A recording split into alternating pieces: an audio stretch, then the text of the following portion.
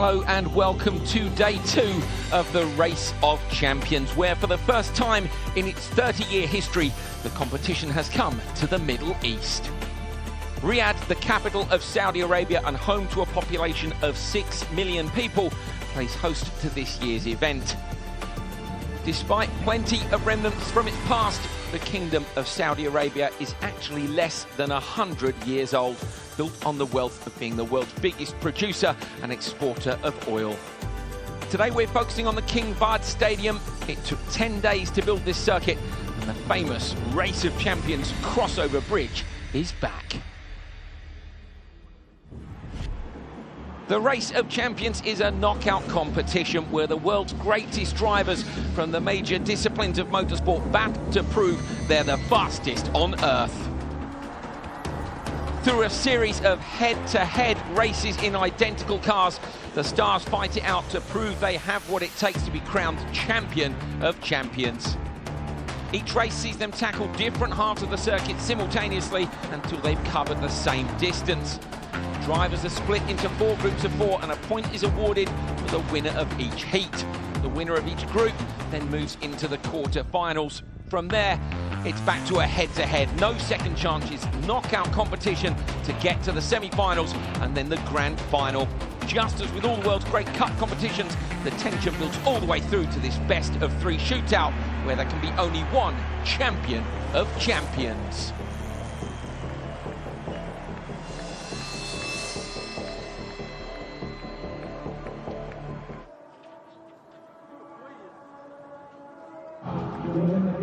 Well, here are the drivers who will be fighting for that title champion. Of course, there was Juan Pablo Montoya, who won the title in Miami on his debut. Ryan Hunter-Reay, he's been a regular. We've got some world champions with us, world endurance champions. We've got some legends, Tom Christensen. The Germans, of course, won yesterday's ROC Nations Cup. We've got some sim racers taking part. Going to be an absolutely fantastic day of competition. All the drivers well received, especially, of course, the locals, with competitors from Saudi Arabia here taking part. There was Petasoa Yazid Al-Raji, great performance from him yesterday. Spun the truck in competition. The crowd absolutely loved that. He was unlucky to miss out. Fantastic, though. Great atmosphere here. The fans experiencing, of course, Race of Champions in the Middle East for the very first time. Now, we had a pre-qualifying round earlier on to find out who would go through to the final selection of drivers for the Race of Champions. First up was Memo Rojas versus Abraham Calderon. They went out in the Bull, carbon fibre aluminium sports car. And as you can see, it was Rojas who claimed his place in the Race of Champions. Next up, the ROC racers, the sim racers. Rudy Van Buren, who's McLaren's simulator driver thanks to winning McLaren's fastest racer, and he was the fastest racer this time out as well, knocking out Enzo Benito, who qualified yesterday through ROC and actually did a really good job. A sim racer, never done any motorsport before, very impressive. Next up, Joel Erickson for Sweden, who unfortunately crashed out yesterday in the Nations Cup, but didn't this time put in a great performance to beat Mansour Chebli, and it was in the car as well that he crashed yesterday. So good confidence builder for Joel Erickson. He'll be looking to perform better today in the Race of Champions overall. On to the final of the qualifying races. Ahmed bin Karnan versus Khalid Al-Kabaisi in the ROC car. All the drivers enjoying driving this sequential box. Gravel tyres, so it moves around a lot. Sideways on the way round to the finish line, but it was Ahmed bin Karnan who claimed the final place in the Race of Champions.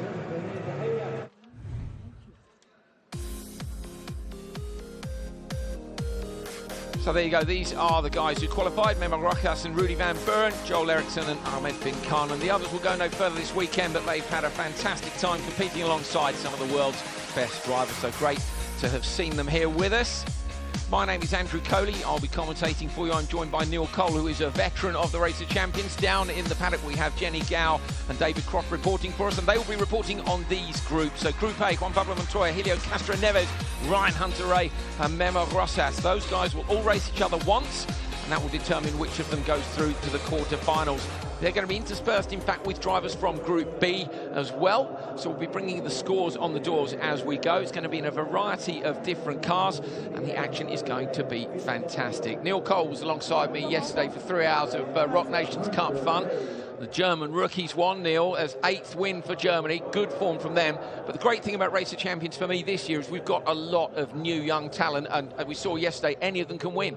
Yeah, well, this event started in 1988, so it's 30 years of Race of Champions, and the list of previous winners, from Juha Kankkunen and Stig Blomqvist through Francois Delacour, Tommy Mäkinen, Sebastian Loeb, Marcus Gronholm. You know, there's some legends in there, and there's some legends in the stadium today. Getting things underway then with the aerial atoms. We have Ryan Hunter-Reay and Juan Pablo Montoya. The flags for the nations are on the top of the car, as you can see, but remember today they are racing for themselves, not for their country, so it's all about them. They don't have to worry if somebody else has a problem or how hard they're going to push, what they're going to come up against. So last year in Miami, Juan Pablo Montoya was the shock winner. He won Race of Champions. He is the reigning champion of champions, flying the Colombian flag there. And at the split, it looks very, very even, doesn't it? It does, and we expect to see more of a stagger than that on the splits. If they're even at the split, it usually means that one of the two drivers hasn't got quite the pace that they need. So is it Ryan Hunter-Reay or is it Juan Pablo Montoya who isn't quite there? We ride on board, you can see the passengers' feet braced up against the footwell, in fact moving across, look, as Montoya hurls the car into the left-hander. It's going to be close as they come round to the line for this one. Montoya is on the gas, we're on the inside. Hunter-Reay has less distance to cover, but it is going to be the reigning champion, Juan Pablo Montoya, who starts his defence in the best possible way with a win. And of course, both from a background of Indy racing, so they will be very happy to face each other. But I think Ryan Hunter-Reay would have liked to have got yesterday's bad luck out of the way and start today with a win, because of course Team USA did not do great in the ROC Nations Cup. So that's 1-0 to Juan Pablo Montoya. It is. Can he do it again? Nice Big air jump there. Yeah, nice jump. The chicane was put in place to try and stop the drivers from flying, but you can't stop a driver who wants to have a big push. So just to explain this circuit, as you can see, it's back to the format that we saw in Paris and the Stade de France, that we saw in London, in Wembley Stadium, in Dusseldorf. It's a parallel track, figure of 8, with the crossover bridge. Next car's coming up to the line, and these guys are from Group B. So remember, we're going to be alternating between Group A and Group B. They'll only face the drivers in their own group. It's the next stage at which, of course, they'll face the relative winners of each group. So this one, Tom Kristensen, David Coulthard, Rudy Van Buren and Timo Bernhard. Bernhard lining up in the first race against Tom Kristensen on the outside. TK, a Race of Champions legend. Timo Bernhard, now a legend because, of course, he won with Germany yesterday. Let's get them off the line. Oh, wheel spin for Kristensen, but it looked like the faster reaction time, but we know how fast Bernhard was from yesterday. Yeah, and this is interesting because Tom Kristensen, Mr. Le Mans himself, has been in so many finals in the Race of Champions and been beaten. He's always the bridesmaid, never the bride at Race of Champions, and he regularly gets beaten in the final by rookies.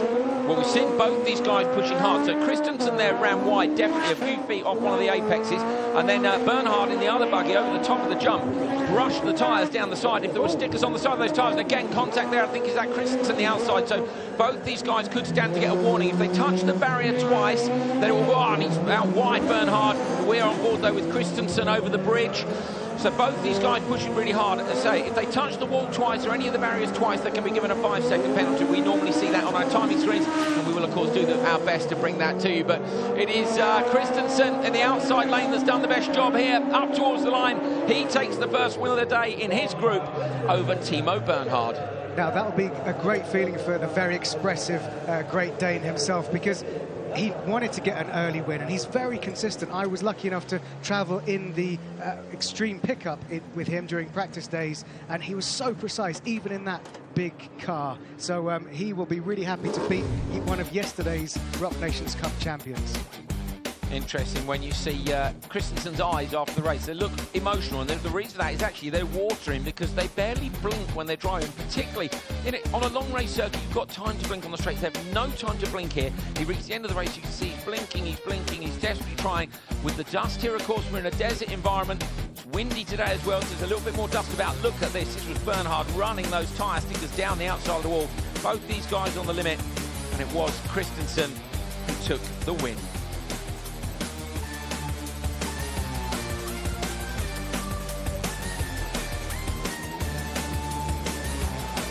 proper smile. He's almost falling out the side of the car. That's great to see. But we have to sort of stress that, as Andrew just said, the surface is dusty. There is sand. Sand settles on every surface because we're in the middle of a desert. And also, even though in the rest of the Northern Hemisphere, many of us are in the freezing cold, looking here thinking, oh, sunshine, it must be really hot in Saudi Arabia. It is not. It's chilly, and it's getting chillier in the stadium, which means that the tarmac is cold. So the tyres are cold, the tarmac is cold, so they have to really try and judge levels of grip as soon as they come off the start line. Particularly these first runners. Here is Memo Rojas, 2017 ELMS champion, a Grand Am champion as well, but going up against Helio Castro Neves, 3 times Indy 500 winner, 4 times IndyCar Series runner-up, 30 times IndyCar and kart race winner. So the man is a legend. He was great fun as well. We had him up in the commentary box yesterday. Helio thought he was out of the competition, then he was back in the competition. Fantastic fight all the way through to the final, where of course they got beaten by Germany. There's TK, puts the helmet back into the famous Racer Champions helmets down there. If you get a picture of that when all the drivers' helmets are in there, it is quite the memento. So, you know, Tom Christensen was beaten in the final in 2005 in Paris by Sebastian Loeb. He was beaten in the final by Matthias Ekstrom a few years later. He was beaten by Sebastian Ogier in the final. We can't stress enough about how much Tom Christensen needs to win before he retires from Race of Champions. Maybe just keep going until he does win. He's one ahead of you, Neil, so if one of you's got to retire in the end, you just keep coming back. I'm never going to win. I don't think this is my Is he even invited, do you think, anymore, or does he just turn up? Here we go, then the next two are rolling up to the line. Back to Group A, remember. So this should be interesting. Rojas on the inside, Castro Neves on the outside. Yeah, it should. Okay, revs up, red lights. 5 come on, then they'll all go out. Watch the Christmas tree in the middle. There we go. So the drivers don't actually get a green light. You get a green light at home. They're reacting to the lights going out, which is pretty standard across international motorsport these days. Now, tricky for these guys as well, Neil, because as the competition goes on, the cars will be warmed up. At the moment, they're not. We have practice there. So these guys are going out on cold tyres. And the guys who are in Group C and Group D are just going to get a bit more temperature, which is going to make things a bit more predictable. We did see yesterday, of course, the Ariel Atom is quite hard on the brakes. Got to get it right. But someone like Memo Rojas, who's experienced in 24 hours, like a 3-time Daytona winner, he's used to jumping into a car and adjusting very quickly because of the driver changes during an endurance race. So that kind of switch-on, switch-off mindset shouldn't be a problem for him. And of course, Helio Castro Neves won Dancing with the Stars, the American version of Strictly Come Dancing back in 2007. So he's pretty good with his feet. Why is he good enough with his feet this time? Coming around towards the finish. It's a good run in the outside lane, and it is indeed Helio Castro Neves who takes it. And there, in fact, we saw a locked wheel after the finish line, just as we switched on the onboard there. You could see a locked wheel just as he jumped on the brakes and dragged it. And it was yesterday Joel Erickson who put the car in the wall, and that was because it was cold and dusty, and it was one of these Ariel Atoms. The drivers are all saying on the brakes these cars are the trickiest to master, but a lot of them are also saying great fun to drive. So there are 2 things to watch out for here. Turn 1, when you're coming full speed, like in the middle lap, you carry a lot of speed into where they're just coming through now. So at the end of this straight, the inside and the outside, you have to judge that long left-hander very differently, whether you're inside or outside, but it's fast. If you take it too fast, you could end up in the wall. And then the other tricky corners, as I understand it, are the left under the bridge, because you can go wide there, and the right after the bridge are 2 of the trickiest corners. So there's 2 very fast corners and 2 very tricky slow corners. Into Group B again. Rudy Van Buren on the inside versus David Coulthard on the outside. Now, Coulthard, of course, needs no introduction from a Grand Prix point of view, but he is also a Race of Champions legend. He's done this a lot. He's used to switching cars for a while. Next to him is Rudy Van Buren, who's on his debut, of course, and has come from the e-racing background. So Van Buren was automatically qualified through for being McLaren's sim driver. And he beat one of his e-racing teammates earlier on today to qualify for the main Race of Champions. Glances the bridge going over the top. Now, if he's moved that by more than or less than 10 centimetres, and there'll be a judge of fact down there to decide it. And from the common tradition, I think he's moved it quite a bit, but we'll let the stewards decide. He'll get a penalty for that potentially. So the reason over the line and Coulthard leading. The reason for those is because, of course, if you move that barrier too much, then the car coming around afterwards could be obstructed by the mess that you've left behind. So about 10 centimetres is allowed. Over it, you start getting warnings and then penalties. Coulthard on a big push here. Super tidy though, really, really close in on the curbs. Fantastic aerial shot there. You can see it, Rudy Van Buren, who joined me yesterday commentating on ROC, which was our E-Racer Champions. As of next year, you'll be able to enter that for sim racing. It's Coulthard who takes it, but if you were to win ROC, you might be here racing against him next year. So keep your eyes peeled for that on the Racer Champions social media channels. But I'm hearing from the race control there's a 5-second penalty for Rudy Van Buren for hitting the barrier, so it must have been enough to move the barriers on the chicane on the bridge more than 10 centimetres to be worthy of a penalty. So even though David Coulthard won that fair and square, there's smoke coming out. Yeah, Coulthard's car is looking very hot indeed. I mean, he was on fire during that race, and that it looks like it's literally... There's a lot of smoke coming out of Coulthard's car, so that's it's not necessarily a fire. It can just be radiators. It can be fluid leaking onto something, so that it'll produce smoke pretty quickly. What's Coulthard saying? He looks pretty calm. Well, he's calm because he's won, so it doesn't actually matter, does it? It's happy days for him. Now let's see if we have another look at Van Buren and whether or not how much he moved that barrier. Say that the borderline, if you like, as we say, is 10 centimetres, and that's judged by. In fact, I think we've got somebody on top of the motocross jump. We can see from the commentary position who is able to see those barriers on the top there very clearly indeed.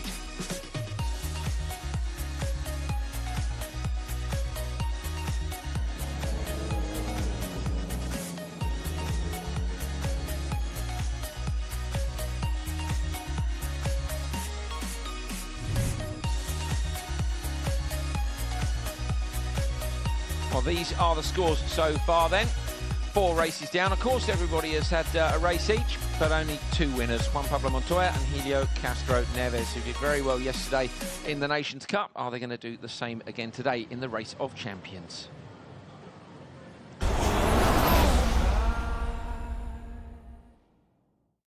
Whenever you get a stadium, particularly when there's a roof pointing in like this stunning King Fahd International Stadium, it really does focus the noise in the middle. So great fun for these guys. So Memo Rojas on the outside, Ryan Hunter-Reay on the inside.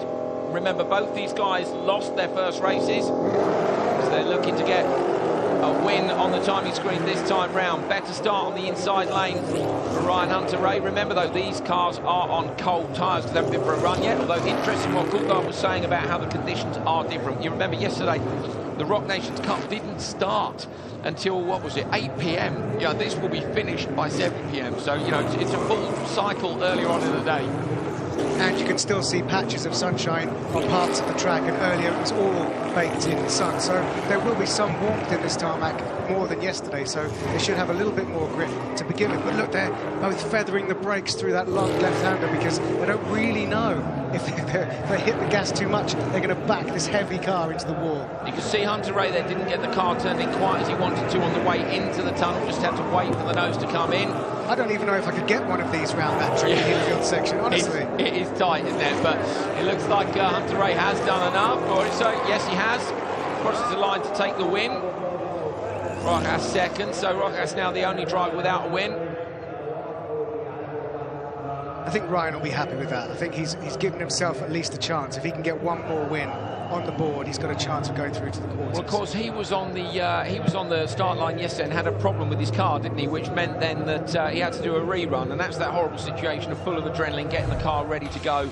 And it was tricky for us as well because it was the first race of the day, but he managed to get his rerun. So interestingly, the drivers have had the rules reinforced, let's say, today. And if there is a technical problem with the car after the start, I'm afraid you get disqualified. Well, you're eliminated. That's motorsport, is what they've said. Because yesterday the drivers were having maybe a slight problem, then they park the car and get a handy restart. They're very, very clever creatures.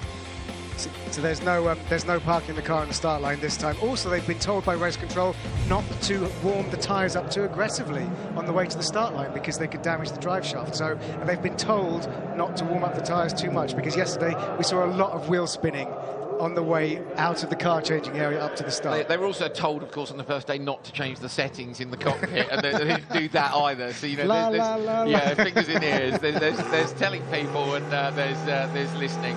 So Rudy Van Buren on the outside, our ROC champion.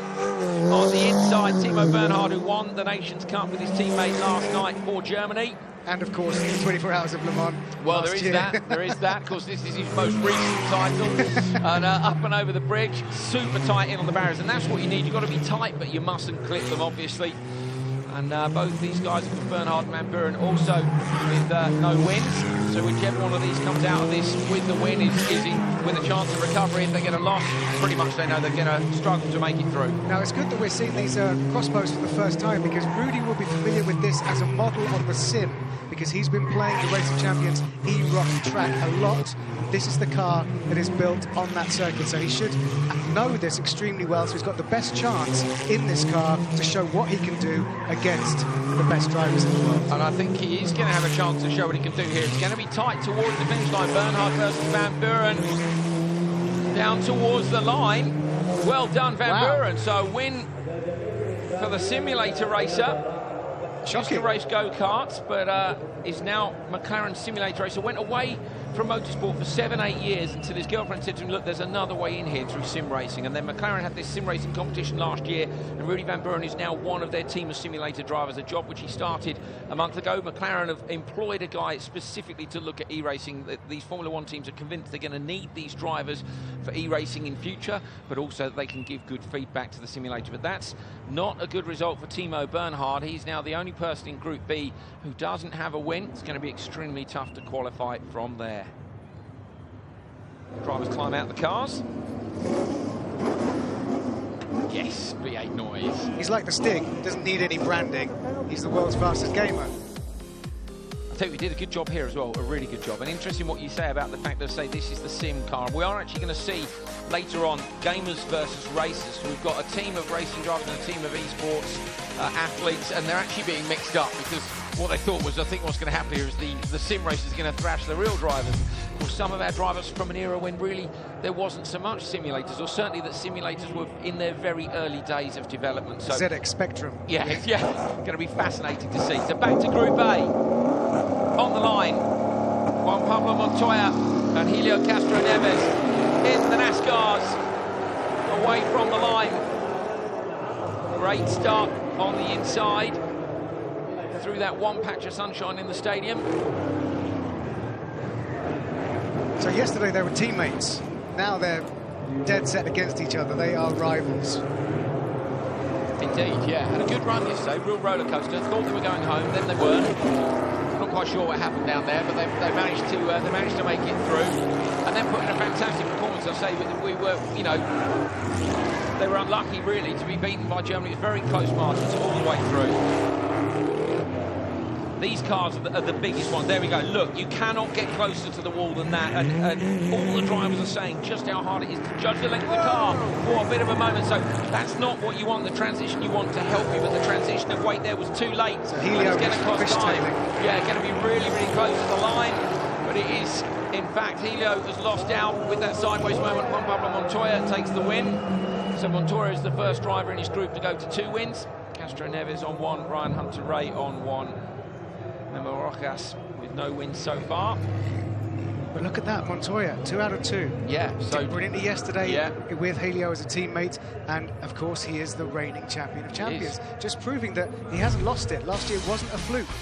The wheels spin off the line, and it was Juan Pablo who made the most of it, and Helio was a little bit more ragged. He was certainly sideways on that last lap, wasn't he? There's the jump there. We've got to have the steering straight. You can see if you've got the tiniest bit lock, and when it lands, fires the car off towards the wall. But how heavy are these? All 4 wheels are off the ground. That's a heavy car. Fantastic. Newgarden having a chat with Hunter-Reay. Those guys having a blast as well. Okay, here is the KTM Crossbow, 3.9 seconds 0 to 60, but 380 brake horsepower per tonne from the 2-litre 4-cylinder engine. And that is because this is a really lightweight car. So the total opposite of the NASCAR, just 790 kilograms. And of course, it's a new version of the KTM Crossbow, because that's been a Race of Champions regular for many years, but this particular model was an upgrade which was launched last year, so that's why it said debut 2017, because this isn't new. They drove it last year, they're driving it this year, but the actual shape of the car and the car itself has been part of Race of Champions for years. Look how relaxed the passenger's looking right now. He's got an arm on the side as if he's about to go cruising around the track. Or go to the drive-through. I'm willing to bet significant funds that arm will be well inside the car the moment they get towards turn one. But I like his relaxed style. So, and just to explain, the passengers are there. They're VIPs, they're competition winners, they're guests, they're friends and family. But they're there for a reason, because when a car is a two-seater car, when a car has a passenger seat, it needs to be filled for the weight balance of the car. And of course, as you were saying yesterday, the individual passengers are in weight categories, so that every aspect of this car, every aspect of the competition is as fair as possible. Each car has to be identical, right down to how much the passenger weighs, whether they've got their arm out of the window or not. Tom Christensen having a look up to the big screen, I think, there, so he realises he's on it. There's a big screen at the end of the stadium which the drivers can see. I think it was Christensen yesterday who was watching the race, desperate to see whether they're going to win, and then he saw a picture of himself. He's like, no, he was trying trying to watch the race. But they're all like that, aren't they? Like, I was interviewing Johan Kristoffersen this morning for the Facebook Live, and he was timing Tom Christensen's lap on his stopwatch on his phone while talking to me, and that's in practice. Kristoffersen watched the feed last night, he told me. So Kristoffersen went back through the feed. And the TV show? Yeah, watched the TV show, basically. I'm sure not in its entirety, to get lap times off people, to look at the results and try to figure out where he had lap times. He was saying to me this morning, he's a 10th quicker than this one, a 10th slower than that one. Yeah, but we know from World Rallycross that he very much is focused on all the different details. This is outside. We've got a go-kart circuit built out there, the fan zone. Great to see some of the local kids getting a try at motorsport. Understand from chatting yesterday with some of the locals, they're keen to build an international standard circuit here in Saudi Arabia, and certainly they're massive on their car culture. Look at these fantastic vehicles parked outside there. Everyone having a great time. Everything from supercars to off-road vehicles, modified cars, radio control cars, even the go-karts, drifting, bit of radio control drifting. That's right on my street. That is, yeah, love that.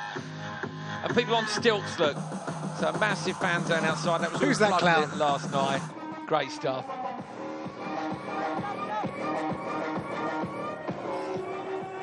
There you go. You can see the fan zone on the left and the right outside King Fahd International Stadium, opened in 1987, known as the Pearl of Stadiums. It has a 67,000 capacity. Men, women and children here watching with us. Lots of people in the family zone at the far end, which is good to see. It does feel good. It's one of the first major international events that has that full family allowance into this stadium as part of the sort of growth and progression of this country. And it is really packed over there in the family area, which is amazing to see. And the noise they make is huge. These guys warming up the brakes on the way round to the start quite aggressively. They were told not to do that. Well, the tyres, they've obviously got away with the brakes element of it. So Christensen on the inside, Coulthard on the outside, two racing champions, regular bit of wheel spin off the line. And the blast down towards turn one. Coulthard around the outside. Now, you can see how much quicker it is around that first corner, particularly in the outside lane. And what they've been saying, so the track here is 7.5 metres wide, so it's actually wider than previous Racing Champions tracks, and that's because the stadium here is so big. Great to see the cars able to move around a bit more, but what the drivers were saying is, of course, if you make a mistake in a low-speed corner, you've got time to correct it. You make a mistake in a high-speed corner, you're straight in the wall. So really very, very tricky for them. Only 6/10 in it at the end of the first lap. We're right on board with Coulthard as he heads up, and you can see that's a pretty similar view to what the driver got. There are a few inches above that. This is a bumper-mounted camera we've got, but it's not so easy to see through the chicane. You've really got to fire the car at it. We're right down on the tarmac here, and of course this track was built literally in 10 days prior to the event coming in. This is going to be the closest finish we've seen so far. Right up to the wall, and that contact with the wall. Coulthard had contact with the wall there on the outside lane. Now, if he's had contact with the wall close to the timing equipment, he will be given an automatic 5-second penalty. So we're going to have to wait and see, and that may not appear on our timing screens right now. So hold your breath on that. We ran wide, and the one point they've said to them, please don't run wide. So he may be given a penalty for that. At the moment, he's showing us 2 wins. So Coulthard is showing us 2 wins to Tom Christensen's 1. So let's see whether or not the stewards have anything to say about it. But the good thing to notice is that those 2 drivers are the 2 drivers competing this year who are technically retired from their professional racing careers. And look at the time, 57.44 versus 57.48. Do you think that's heavy enough to warrant because there's two rules. If you hit the wall heavy enough, you get an instant 5-second penalty. If it's a glancing blow, then it's a warning. But if you hit it hard enough right next to the timing beams, which is exactly there, then it's an automatic 5. Did you have a head on the inside? Yeah. Did you have a problem? Yeah, the gearbox. I didn't get to third gear. Yeah, that Timo had the same thing. Okay, so Christensen saying he couldn't get third gear there. Coulthard, as we say, took the win, but it remains to be seen. Of course, during the race, if they get given a penalty, the 5-second gets added straight to it, but we're going to have to wait for this one. Yes, I'm down here with Rudy Van Buren. What a fantastic race. I mean, first of all, that race was epic. You obviously were looking on with bated breath. Out of the two of them, who were you supporting? None. I want to get through. So now, in all fairness, we're all up here and we're all doing a good job. So for my points at the moment, it was better when Coulthard won it, but now I'm up against Tom, so it's another tough cookie. Yeah, I have to say, beating Timo Bernhard was a fantastic effort, and you did really well yesterday in the Cup of Nations as well. So do you feel momentum switching now? If you're an e-racer, it's not just about sim, you can translate that onto a track? It's more just track time. It's like I've said but in different interviews as well, it's about getting the feeling, get a little bit more track time to get used to it. And it's that the thing, what's difficult is you're swapping cars the whole time. But it's the same for everyone. So the seat time's coming, and it's all up to the next race. Good stuff. Well, good luck with your next race. Thanks very much. Well, here are the standings so far then. Leading Group A, Juan Pablo Montoya with 2 wins from 2 races. Castro Neves, Ryan Hunter-Reay and Memo Rojas making up the rest of that group. Rojas, the only driver without a win so far in Group A. So the job that Rojas can do is upset. He can indeed. He's got only a couple of races left to do it in, though. I think 1 race left for him. Group B, Coulthard leading 2 wins from 2 races. Christensen and Van Buren on 1 win apiece, and then Bernhard on 0. But we still need to see whether or not Coulthard might be given a penalty. Got the drivers in the cars ready to go already.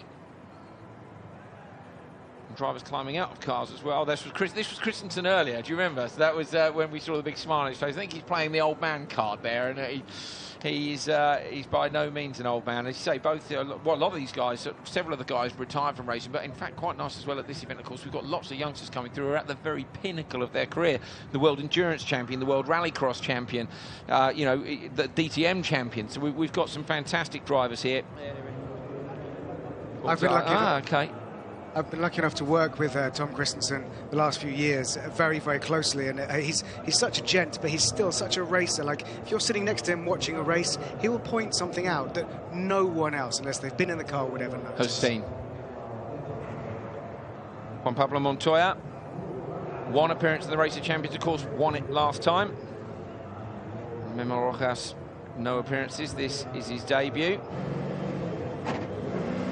Now, what I was saying was that Memo Rojas and Timo Bernhard, all they can do now is cause an upset. They can't progress, I think, because even if they win, they don't have enough wins. But if they beat someone else, they could stop them going through. So they now have a chance to get some pride and also to cause an upset for their competitor on the track. Yes, they do. Now, Montoya, of course, is on 2 wins. So if Montoya wins this one, he's definitely going through at the top of the group. If he were to lose it, then in theory one of the other drivers underneath could catch up. So great spot by Neil Cole. Doesn't look like he's going to lose anything right now, does it? Because that was an absolutely outrageous start there by Juan Pablo Montoya. The inside lane, turns the car in and heads up towards the bridge. He's got to make sure, of course, he doesn't touch anything. He can afford, if he wants to be a little bit more cautious. But I suspect he won't. Memo Rojas will want to take a win because he hasn't managed to get one so far. So big push from both these guys. Listen to that V8 howl through the long left-hander, and it's going to be a pretty good lead, I think, for Montoya. These things have so much grip. There's a lot of power, but you can feel just how nimble they are. They're much more agile than they look, and it was amazing to see how much control they have. And as we see Juan Pablo Montoya go under the bridge and Memo Rojas go over it, that's Montoya. Montoya on the outside. He's a shorter wheelbase. Yeah, he's a long way ahead. Yeah. I think he's going to take this one. Shorter wheelbase in the extreme pickup. And V8 power, plenty of traction, but plenty of turning too. Montoya makes the most of that. 3 wins from 3, and Juan Pablo Montoya will be the first person to qualify for the next round of the Race of Champions. And he is, of course, the current champion of champions. Great stuff. Of course, the second place in each group will go through as well, but they will face the winner of another group. So it's like many sports competitions where winning your group means that you don't then have to face the champion of another group. The idea is that you meet the better seeds as you go further through the competition. So Montoya will be pleased to have got the job done there because it means he'll meet the second place person. So in theory, not the person who's at the peak of their group. Who will he be up against? We'll find out very soon.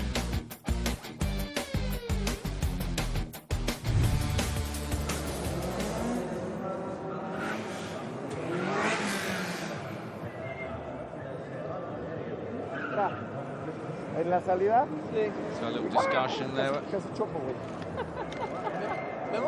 He said La Salida, which is the exit. So he's talking about the exit of one of the turns. But I don't know which one. Fantastic. That's the limit of my Spanish. That's good. It's all good. The exit's fine. It's a racing turn. It's a racing turn. I wonder how many drivers there are around the world who only speak enough of their relative language to talk to their engineer about the various points on the track.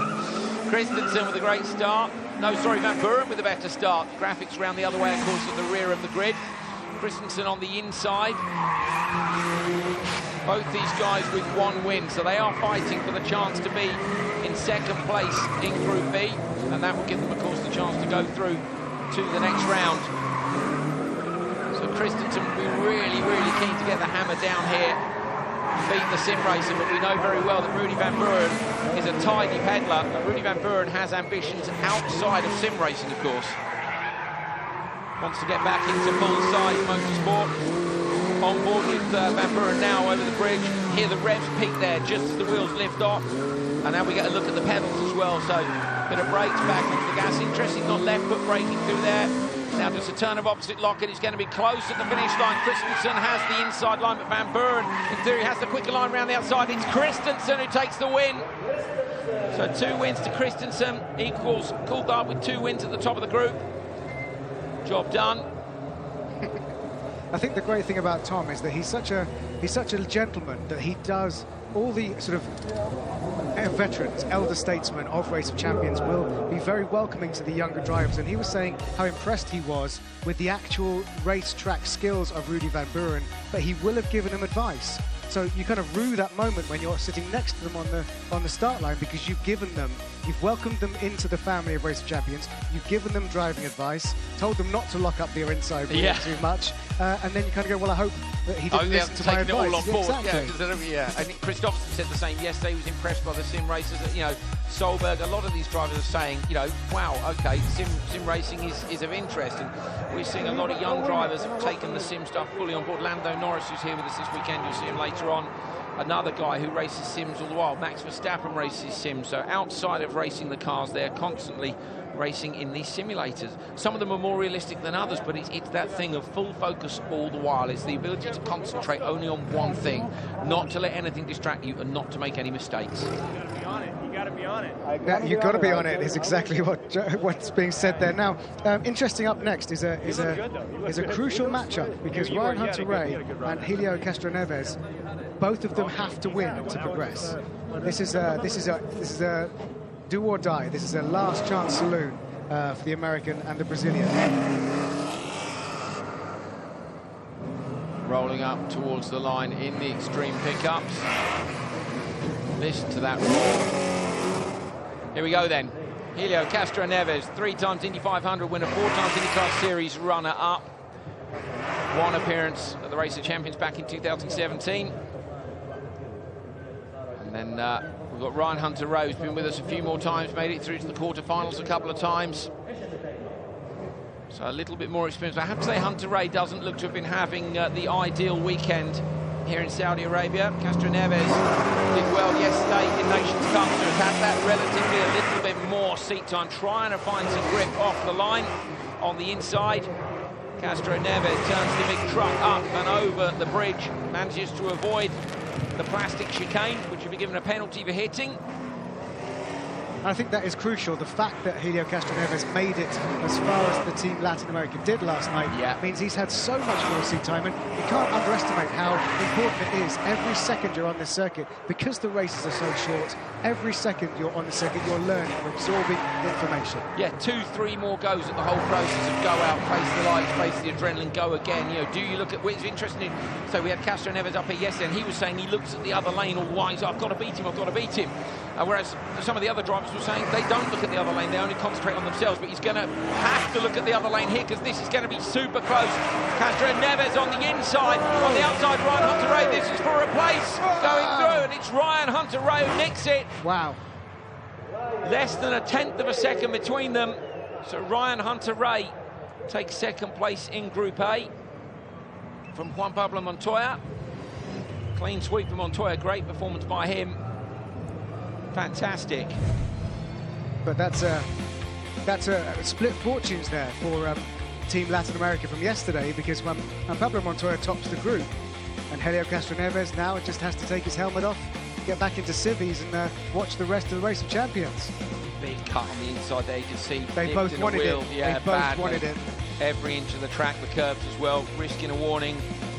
Super, super close at the line. Juan Pablo Montoya then winning Group A with 3 wins from 3 races. Ryan Hunter-Reay, 3 races, 2 wins. You know, Castroneves and Memo Rojas, unfortunately, their Race of Champions is over.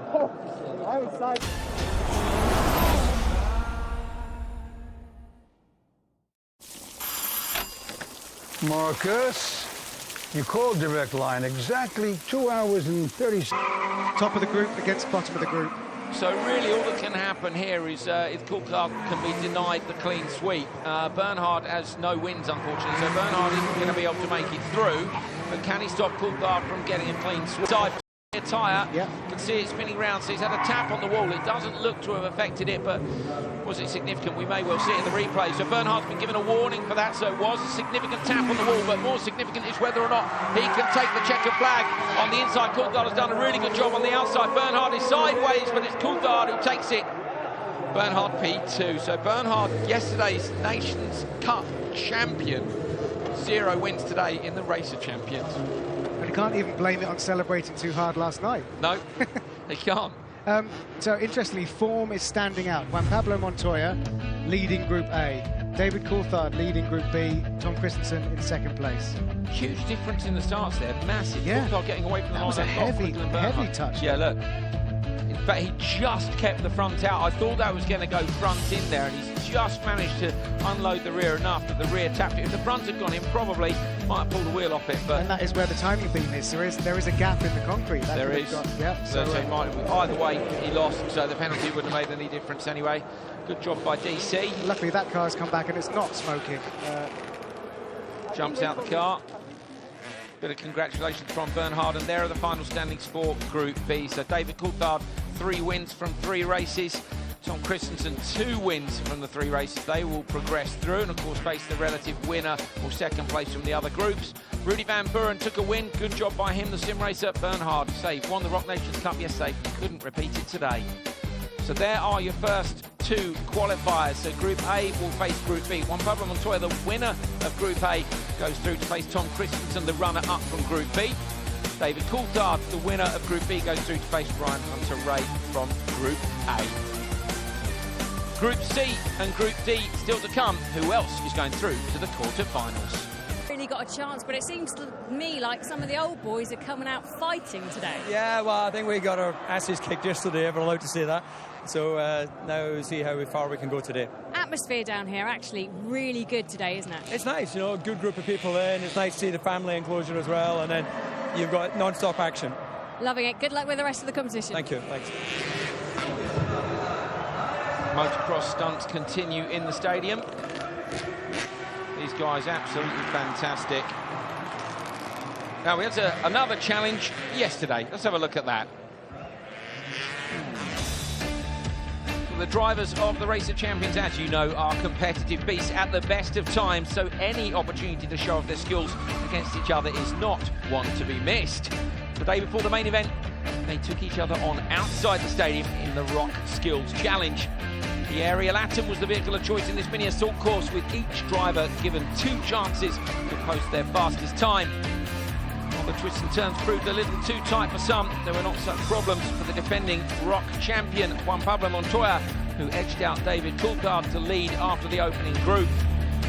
And the Colombian's time looked like it was going to be a winning one, until he was eventually pipped by Sweden's Johan Kristoffersson, 2017 FIA World Rallycross champion, finishing a 10th of a second quicker. Very happy. It's a lot of very, very skilled driver here, so yeah, to be able to win. It was tight with Montoya, but yeah, in the end I was on the top, so I'm very happy. Johan won everything yesterday. He said he won the skills challenge and won all 3 of my races. He was a bit disappointed, I think, to go out in the fashion that he did. There's his teammate from World Rallycross, Peter Solberg, wearing his Africa Spec race suit there. And Team Boss, of course. Yeah, Team Boss too. Look at this, Neil. These guys are amazing, aren't they? I know we saw them last night, but we saw them practicing as well, and it's just a fascinating process they go through. I mean, these guys have got X Games gold medals. They've got all kinds of freestyle motocross wins, championship wins between them. And you can see how much fun they're having.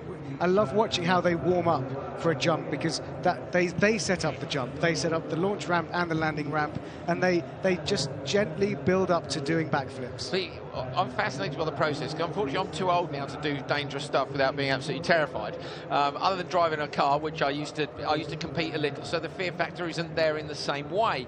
You know, I'd love to learn to do a ski jump or a motocross thing, but I think that, you know, building up to that as you get older, the fear's there, and these guys must just learn from such a young age. So impressive. On then to Group C, Johan Kristoffersson from Sweden, René Rast from Germany, Lando Norris from Great Britain, and Joel Erickson from Sweden. Joel Erickson, of course, qualifying earlier on today in our first knockout round to secure his place. So we've got a couple of Swedes in this group. Now, this first matchup from this group is interesting. You've got 2 rookies to Race of Champions, but Lando Norris, who is only 18 years old. He's only just 18 as well, and he's won everything he's entered. And, of course, the new and reigning World Rallycross champion, Johan Kristoffersson. So both rookies to Race of Champions, and Lando is just back from Daytona. So he did an incredible stint at the 24 Hours of Daytona last weekend, and let's see how he can do against Johan Kristoffersson. And Kristoffersson likes this car, the Extreme pickup. I went for a ride with him on Thursday. The drivers were all testing the limits. Johan found it. We had a half spin out the circuit, which he mentioned yesterday. He gets a good run off the line. Norris on the inside had a couple of runs yesterday. I think he might have taken 1 win last night, but a couple of losses. Let's say Johan took 3 wins. So the confidence you'd have to say is in Kristoffersson's favour here, but you cannot underestimate Lando Norris. Again, a sim race, an extremely talented young driver, and this is going to be fascinating. Great to see these youngsters here taking part. I mean, watching how Lando operates, it's extraordinary, because considering he is only just 18, he's got a very mature head, but it's very hard to take all of this in. You know, this is like every first day at school for about 10 times a day. I love it. Johan's just old, just old enough to be able to cope with it. Oh, and that's Lando in the wall. Lando's in the wall. So down the bottom left of your picture there, it is Lando is in the wall. And he can't get it started again. Yeah, I'd love to say that we don't know who's going to win this, but he is unfortunately in the wall. I think he's taken the front right corner off it, looking at the attitude of that car. So Johan Kristoffersson is going to take the win in the first race of Group C. Lando Norris, meanwhile, is going to need recovery. So exactly the learning curve I was talking about. You know, he can see that he's behind, and instead of just going, no, tidy, keep it tidy, he's made a mistake. Tyres off the rim, look. So let's have another look at the replay. So pretty even start, though, in terms of reaction time. The wheel spin looked the same, but whatever happened, there you go. He still had a lot of lock on, so he's got terminal understeer. Unfortunately, you can see the sparks fly there. And in fact, the Tech Pro barrier doesn't matter. The plastic barrier will slide out the way. It's the concrete barrier behind which has done its job, which of course is to keep the cars out of the holding area. It's double width there. It won't have moved a millimetre. Something had to give, and it was the tyre. But what thing's interesting is that they forget, this thing is so much heavier than his Formula 3 car or even his Formula Renault 2.0 from the year before. Those cars are so light that if you find yourself slightly offline, you can turn it back in. But he can't correct a car this heavy, and it's too late once he realises that there's too much weight around him to correct a mistake like that. Right, doesn't want to come back. It looks like he's okay. He's fine. So Terry Grant over there having a chat with him. Terry, of course, the driver coach. Passenger gets out as well. There we go. Lando waves to the crowd. That is great to see, and that is the most important thing ever. Try to remember that when you're watching your motorsport at home. We want to see drivers on the limit. We don't want to see them hitting the wall. And it happens because that's where the limit is. But the most important thing always is that they're okay, and they are, both Lando and his passenger. He will be disappointed. Another replay, so on the way into the left-hand alert. He picked the throttle up there, I think, trying to switch the car to oversteer, and unfortunately it didn't. So you needed a big half flip of the throttle. That might have been able to get the rear end of the car sliding around, but on this occasion it didn't happen, and unfortunately he ended up in the wall. David Croft is down in the paddock area. He's got Lando Norris with him now. First question, Lando Norris, are you okay? Yeah, I'm fine. I'm fine. Good. It's going to take more than just a little buff up for the car, I'm afraid. That was a bit of a scrape. Yeah. What happened? Nothing really. I just, without blaming anything, I think the steering was a bit bent for whatever reason. Like, it was my fault I crashed, I admit that, but I just couldn't put any more lock on, basically. And I wasn't, like, pushing it massively or anything, but it just kept understeering more and more, and then it just hit the wall, so... yeah, a bit annoying. Yeah. Because I've crashed twice now, so it's not very good. But, yeah, I don't know what to say, basically. Yeah, it's kind of one of those things. There's no margin of error here, and really, you can't afford to leave anything in the locker. You've got to push like crazy every race, haven't you? But I wasn't pushing, that's the thing. It just didn't... I sound like an idiot, but it just wasn't turning as like it did in practice or something, so... yeah, not the best, but... I'll just get in the next car and see what I can do. Yeah, you've still got a couple more races to put it right. Yeah, I'll see what I can do, yeah. Good, man. Thank you. Terry Grant doing some donuts around a man who very much hopes he doesn't crash, but he won't, of course, Terry's a pro. Lando's really disappointed. You can tell that. He doesn't really know what to say, which probably means he hasn't quite managed to translate what felt like it happened in the car. He'll see the replays, he'll judge for himself. Yeah, okay, he thinks the steering possibly not straight. Either way, he said, it's my fault, I've crashed twice. He's disappointed. Well, I'm down here with Ahmed Bin Khanan, who is a Saudi representative for this weekend. You've come through the ROC Factor programme and to be here in front of your home crowd. And it is a really good atmosphere here today. How excited are you to take part in Race of Champions? I'm very excited. It's a crazy thing to be here with all these champions. And hopefully we can do my best and learn from the best. Now, you're in a Group D, with Newgarden, Solberg, Al-Raji and yourself. Fierce competition with the Indy 500 winner from this year and Petter Solberg, one of the best rallycross drivers ever. Yeah, yeah. For me, we watch those guys on TV, and we cheer for them. But today will be against them, so I'll do my best, and hopefully we get a clean lap and we'll do my best. Just talk to me about this atmosphere, because motorsport here in Saudi Arabia, it's a passion, isn't it? It is crazy. Everyone here loves motorsport and cars, and you can see it from the crowds. They're going crazy for this. Love it. Thanks so much for chatting with us. Thank you so much. So a word about Terry Grant there. Not only can he do these amazing stunts, and it was a lifelong dream for him to do the corkscrew jump from Man with the Golden Gun last year in that Jaguar launch, but he really does oversee a lot of the driving skills and abilities, especially for the newcomers on the circuit here at Race of Champions. So chapeau to Terry Grant. We've got a newcomer with us. He's already a Race of Champions legend. Timo Bernhard's up here in the commentary box with us, and he was the ROC Nations Cup champion with Germany yesterday. And Timo, today hasn't gone your way. Absolutely. First of all, beautiful view you guys have. So would have liked to see them a little bit before to check the lines on the others, but yeah, you were busy last night. You didn't need to check anybody's lines. Exactly. So here's Group D: Joseph Newgarden for USA, Petter Solberg for Norway, Yazid Al-Raji for Saudi Arabia, and Ahmed Bin Khanan for Saudi Arabia. So they will be hoping to see one of their local drivers go through, and you can hear the noise from the crowd. We'll have a chat in a minute. Timo will be able to tell us what he could hear from inside the car. Revs are up. Here we go. Joseph Newgarden on the outside against Yazid Al-Raji on the inside down towards turn one. Yazid Al-Raji had a big push on yesterday. It was going absolutely fantastically in the ROC Extreme pickup, and then unfortunately chucked it off at that very corner. So Timo, jumping into these cars is hard work, isn't it?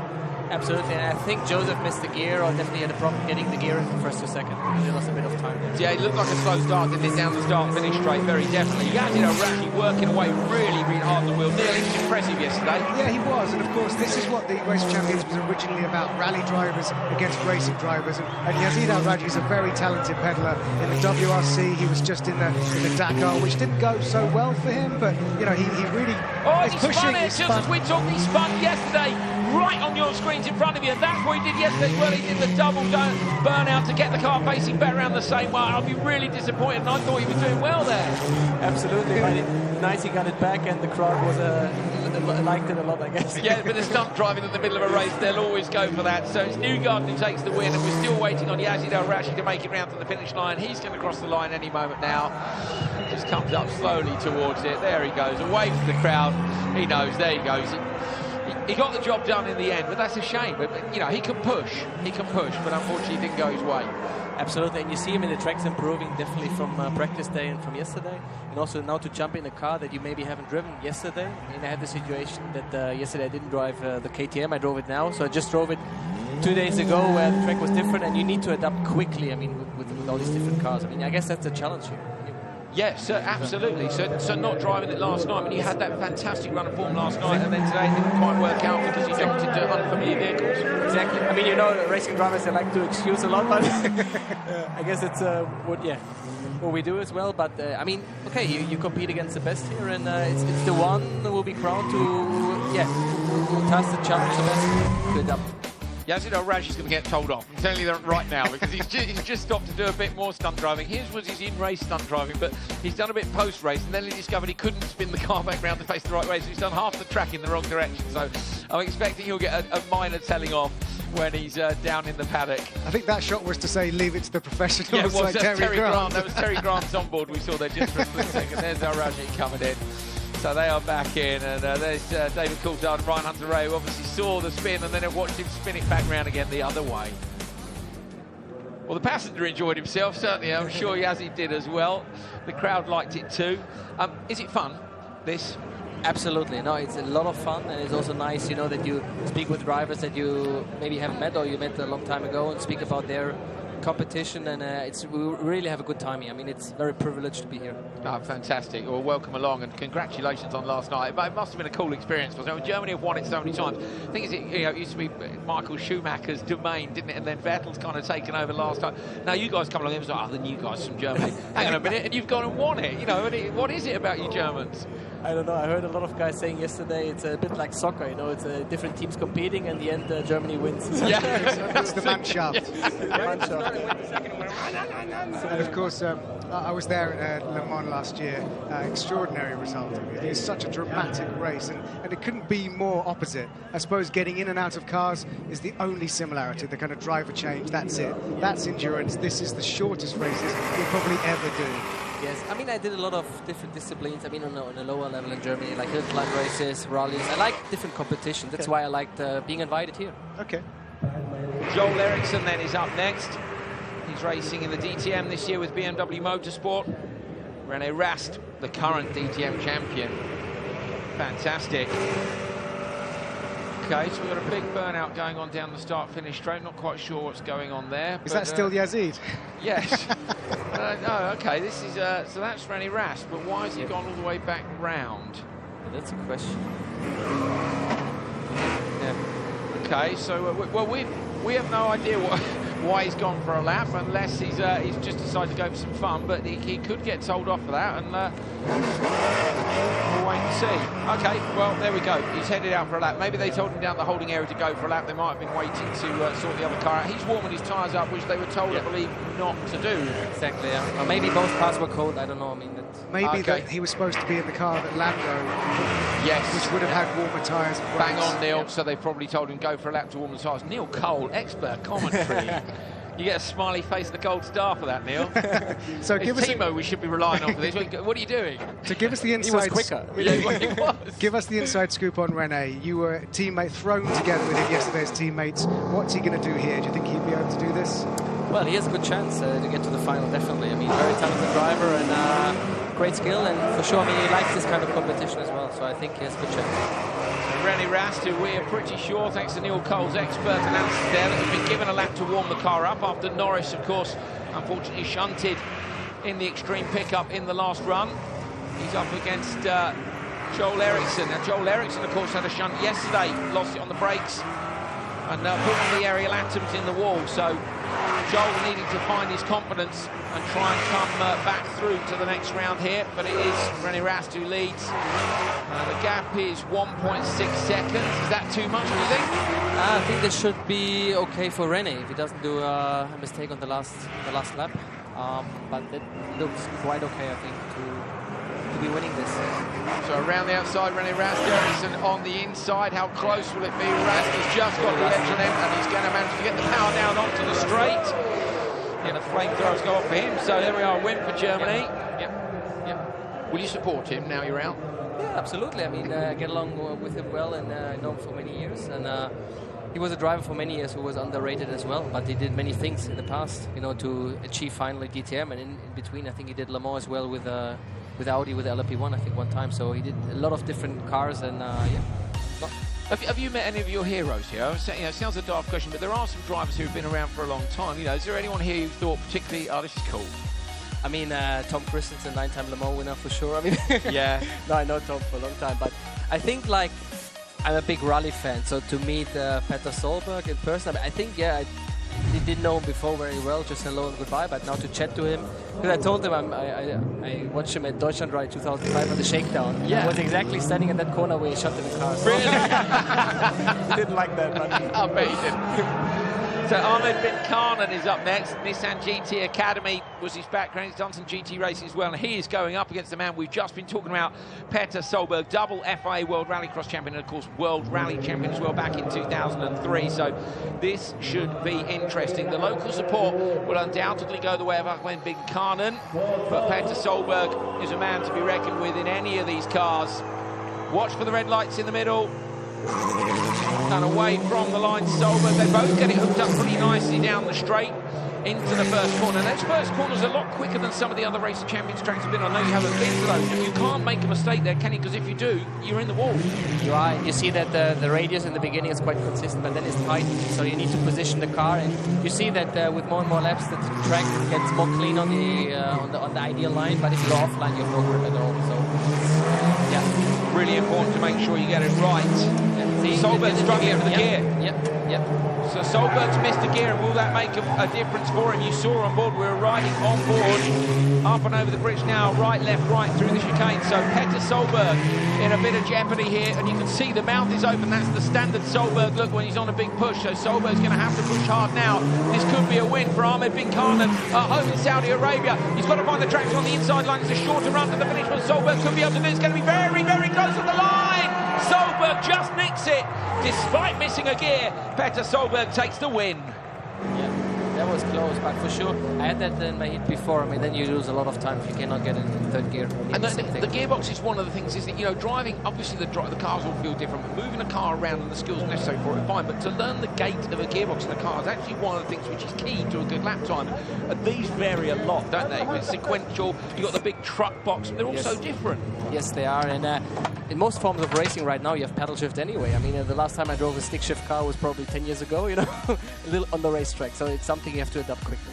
Do you think maybe you youngsters are getting lazy with all this paddle shift? You know, I mean, the old H pattern, do you think that's the real driver's way to do it? Well, I started racing Formula Ford and then the Porsche Carrera Cup, like, this is 15 years ago. We had, like, 2 heel and toe and then 6-speed gearbox and clutching on the way up and way down. So that was hard work. Yeah, it's changed, hasn't it? Things have changed. Exactly. But did you there we go. Talking about it. Really take care and then into third? Or? Yeah, I tried 3 times. Yeah, love it. Johan said, yeah, but did you do it right? Yeah. He was reassuring. Yeah.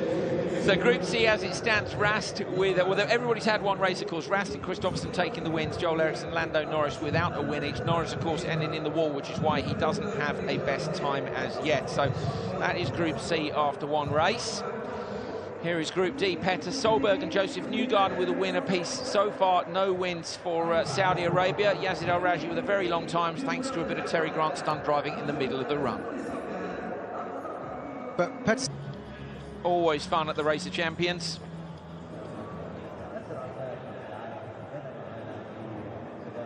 And that's, of course, going to be for charity. I'm sure. They're auctioned for charity, those pieces of art. And over the years, there have been many of those. I mean, I remember a big one where there was a massive canvas square that had full donuts done on it, and then individual squares of that canvas were turned into individual works of art. Each one, raised thousands. Fantastic. For charities. Fantastic. Right. We have ourselves a Saudi showdown, so this is going to mean that we're going to get big cheers from the crowd whoever wins. Are we going to see Al-Raji with a third spin and then recovery spin of the weekend, or is he going to keep it under control and send it all the way to the checkered flag? Ahmed Bin Khan and his teammate has done an absolutely brilliant job all weekend. So Bin Khan starting in the outside lane, Al-Raji on the inside. Here we go, wheel spin from both of them. Down and into the first corner. Timo, give us an idea of what these are like to handle around this circuit. I love this car. I mean, I had the pleasure to be in this car yesterday twice, and it was a car probably that's really the best. And I like that you can steer the car actually with the throttle we just saw on the inside lane. But you can, you have quite a good grip going into the corner. The car's rolling quite a lot because it's heavy. But then from mid corner onwards, you can dictate the speed and steer the car with the throttle. Nice. It's quite big. You cannot imagine that it will fit on this track, but actually it's a lot of fun. I think the first day everyone was a bit scared of them, weren't they? Because it's so hard to judge where that front corner is. It is Ahmed Bin Khan who leads at the minute as the car hops over the top of the bridge. Big weighty car, bit of gas again to get it sideways. So Bin Khan is coming round, but on the inside Al-Raji is closing him down as they come around to the final corner. It's going to be a race to the line. Ahmed Bin Khan has done a very nice job here. And I think he's going to take it. Wow. Nice slide. Good stuff. Very nice. 1.3 seconds as well. Crowd like that. And I tell you something, these cars are one of the quickest here, I think, in lap times. Really? Yeah. Despite the weight and despite the size? Absolutely. So what gives the lap time? The grip? I think it has good grip and the power, obviously. And I think a little bit the balance as well, because balance is quite good. So although we see the car quite sideways and we see the quick drivers transitioning them through the slower corners, it's quite manageable? Yes, it is, yeah. Okay, fantastic. There we go, hearing it from an expert. Bit of lock on, you can see. Then on the gas, try to rotate the car around. How do they manage to miss those chicane markers across the top of the bridge? Super tight. Look at this as well. Lovely balance of the car. Good stuff. Now, next up, we've got two of the youngest drivers in this competition, and we're hearing that Lando did actually injure his hand a little bit, but he's had ice on it, and he's happy to go out and race. So we've got Joel Erickson and Lando Norris, two of the youngest competitors in this year's Race of Champions, racing against each other, and Lando has bravely got back into the car again after clouting that wall. Well, it's going to be a bit of honour at stake, I'm sure, here as well. Because don't forget, I think it was Erickson, wasn't it, who was second in F3 last year, and Norris who was first. Yeah, so it's a rivalry of a season-long fight. Exactly, you can see it now on a different track, different style. Yeah.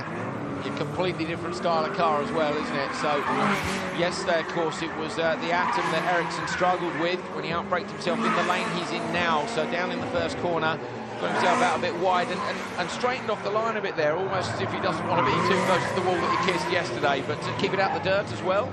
No, I tell you something, with this car is a completely different balance to all the other cars, whereas I would say the Buell and the KTM are a little bit more understeering, or quite a bit of understeering, and this car is quite pointy. You have a good front axle, but if you overdo it, then you obviously are sideways. So I think it was just opening the lane a bit to calm down the rear.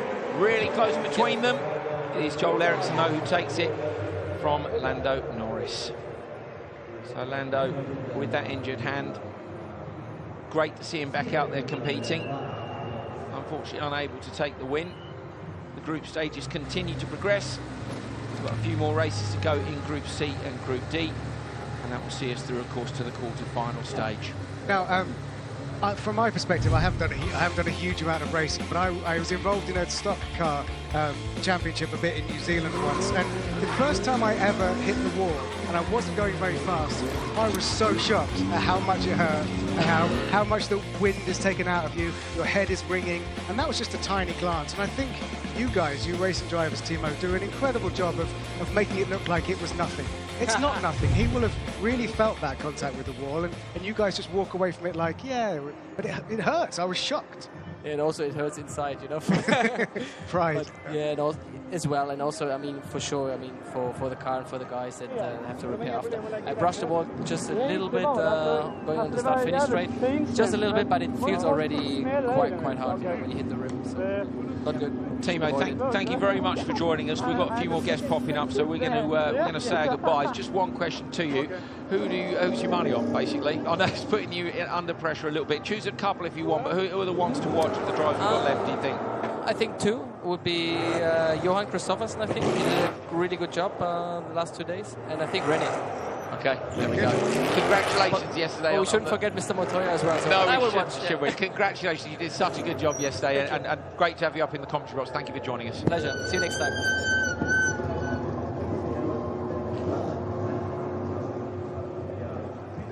So here we go. Petter Solberg lines up against Joseph Newgarden. Petter Solberg already they both have a win each so far. Solberg got that hooked up the best off the start line, didn't he? So nicely done on the outside lane. And we know that Solberg likes this car, don't we, as well, because his teammate from Rallycross Kristoffersen told us, yes, he said, Petter loves this car. So interestingly, the drivers all seem to have their various favourites. I know Johan and Petter have got a car each that they're not so keen on, and it's actually a different car, which I guess matches up to their different driving styles. And all the drivers are jumping in and out. It's fantastic from Timo Bernhard there as well. So much inside information on what it's like to hop between these cars. But that's an absolutely dominant first lap. Now remember, one entire race is back to where you started from on this circuit. So if you started on the outside, you do one lap, which is half the race, if you see what I mean. So at the stagger, Petter Solberg looked like he's way ahead. He did indeed, and he looks like he's done a nice job here on the second lap too. It's not going to be quite as easy as we thought, but Solberg does take it from Newgarden, and that separates them. So Solberg on 2 wins now from Newgarden's 1. And that's just demonstrating what Timo was saying, is look at the time. That is in one of the biggest, heaviest cars that is in the lineup in the garage for Race of Champions this year. 57.95 is quickest time so far of the cars that they've been driving. Yeah. So it's quite, yeah, again, another thing that we just wouldn't know because we don't get to see the timing screens in quite the same way. Solberg with a jump. I've seen him do quite a few of those. He's good at jumps. Petter is. Newgarden still with a chance to go through. Remember, the top 2 from each of these groups qualifying for the quarter-finals. That was fantastic. Yes, it was. Oh, it's good. He's pleased. He's very pleased. Doesn't like losing. None of them like losing, do they? Let's be honest. Okay, so cars heading round to take the start line. This time, Ariel Atom, 2.9 seconds 0 to 60. Look at that, 445 brake horsepower per tonne. That's a 2-litre 4-cylinder engine and just 550 kilograms. That weighs about half what your family car weighs at home. Kristoffersen. So the way that the draw works, this is great because Petter and Johan are in different groups, so it's very possible that if they both progress, they could meet each other in the next round. Well, in fact, of course, these are the 2 guys that Timo Bernhard tipped as well. So he said Kristoffersen and René Rast. René Rast, ROC Nations Cup champion last night with Timo Bernhard, who's just left the commentary box. Johan Kristoffersen was doing ever so well yesterday, won all 3 of his heat races, but unfortunately his teammate crashed, and that meant that Sweden went no further in the standings. How close is it going to be as they come around to the end of the first lap? And again, it's worth reiterating, these are both Race of Champions rookies. But they've just absorbed it so quickly, like the professionals that they are. And every time they get the helmet on, they are just leg foot. Kristoffersen and Rast super close at the line now, just looking at the gap. It was only 0.2 of a second. Obviously, the different cars have different staggers, but Kristoffersen on the inside is at a slight advantage here, but remember, it's not such an easy line to get the power down on. Kristoffersen lights it up. He's kept it tidy, and he will take the flag and the flames for the victory. So Kristoffersen beats Rast, and that sees him at the top of the table with 2 wins. So Kristoffersen and Solberg currently head Group C and Group D. Teammates from the World Rallycross Championship. René Rast in 2nd place, of course. Nations Cup yesterday. It's going to be fantastic when we get through to the knockout phase of this. Now, of course, René Rast is used to sort of touring cars and doing touring cars full time. One thing that's interesting about Johan Kristoffersen is during the course of the last couple of years, he's been doing both the FIA World Rallycross Championship and the Scandinavian Touring Car Championship, so he's used to getting in and out of different types of cars and winning.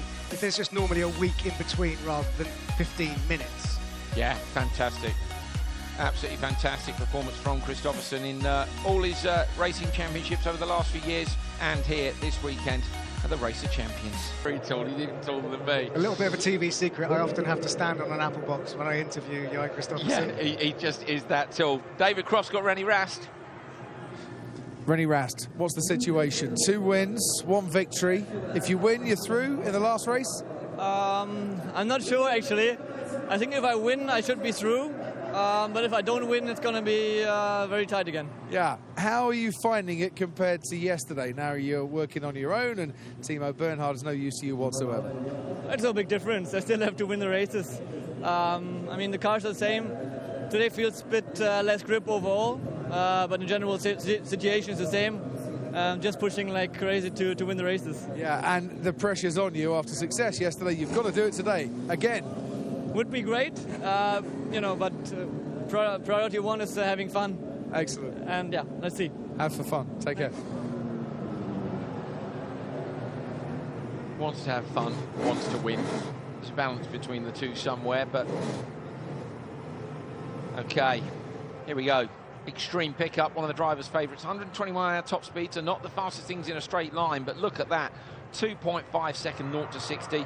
Only 297 brake horsepower per tonne, and that, of course, is because it weighs quite a lot, of 1,200 odd kilos, but it has a massive V8 engine in it, which is what that noise is, and that is why the drivers like it. Shorter wheelbase than the NASCAR, this thing can be sent. It's such a roar. You and I were lucky enough to have quite different rides in one of these the other day. It's very difficult to get in. It's a proper Dukes of Hazzard, climb in, climb out, fall over affair. And this is Ahmed bin Kanan against Joseph Newgarden. Again, both rookies, but Ahmed got his place through the ROC Factor Skills Challenge and is no slouch. He certainly is no slouch, and he could put himself through here to the quarterfinals. Whichever one of these drivers wins will go through. So which one of them is going to withstand the pressure best? We've seen actually Ahmed bin Kanan has done an absolutely brilliant job, as you say, so far this weekend. Has managed to keep a real cool head, has done most of the winning, I think all the winning for Team Saudi Arabia. He's got the support of the home crowd, and this will do his reputation absolutely no harm whatsoever. Meanwhile, Newgarden has just been having an absolute blast. I've never seen him not smiling, laughing, talking about how sideways he was, you know, absolutely loving it. I've got to say that before, during the driver's briefing, Yazid Al-Raji's company brought pizzas to the driver's changing room, and Joseph Newgarden said, hey, go to Saudi Arabia, the pizza's amazing. It was great. I must admit, I snuck in and took pizza from the driver's lounge. Here we go. Who had the least pizza earlier on is carrying the least weight out towards the finish line. And it is, in fact, Newgarden who takes it, 58.6. So Ahmed bin Kanan, a couple of seconds back. So he's the Indy champion from 2017, and it looks like he will go through to the quarterfinals of the Race of Champions here in Saudi Arabia. Must have resisted that pizza, mustn't he? The extra size, thinking of the weight. I tell you how swift he was. He was Taylor Swift. Reference to the race suit there, people. You can see the big trucks bouncing around over the crest. Super wide tyres. They're running wet weather tyres here. And that's to try and get some grip, particularly last night when it was very cold during the Rock Nations Cup in the evening. Softer compound means that they get just a little bit more grip from them. So next up, it's an all-Swedish matchup. These guys were teammates yesterday, and you have to feel that Johan felt maybe a little bit like he didn't have the backup that he wanted from Joel Erickson. So now it's a chance for Joel Erickson to show what he can do, because he does already have one win in this group. So can he get another one against the man that Timo Bernhard tipped for the Champion of Champions? If he does get another win, of course, that should see him go through. But if Kristoffersson takes it, it's all to play for between the runners-up. And it's not such a good start on the inside lane. So problem there for Kristoffersson at the start, didn't manage to get the car away, and he's now going to have to push really, really hard. So Joel Erickson gets the better start of the two, and Kristoffersson will know that.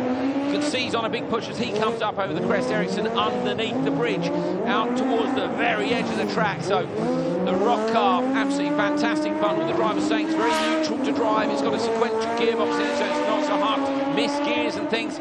And what's the gap going to be like as they come around to the line? This is going to be super close. So at the finish, there's more than a second in it. Johan Kristoffersen has got to really go for it. This is going to be incredibly close because Kristoffersen knows that he's on the back foot and he's unemotional, but he's actually going to have to go slightly over his average 99.9% push. He might have to go all out. Here we go then, round towards the flag. Joel Eriksson got the better start. Kristoffersen, though, been pushing hard all the way through this run. Who's going to take it to the line? It's going to come down to the timing screens. It's that close.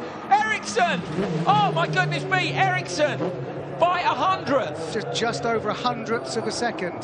So that mistake on the start line was everything. And absolutely everything. And Joel managed to keep a really cool head to keep that lead because, you know, if you know you're ahead, you're going to go, oh, I've got to hit every apex.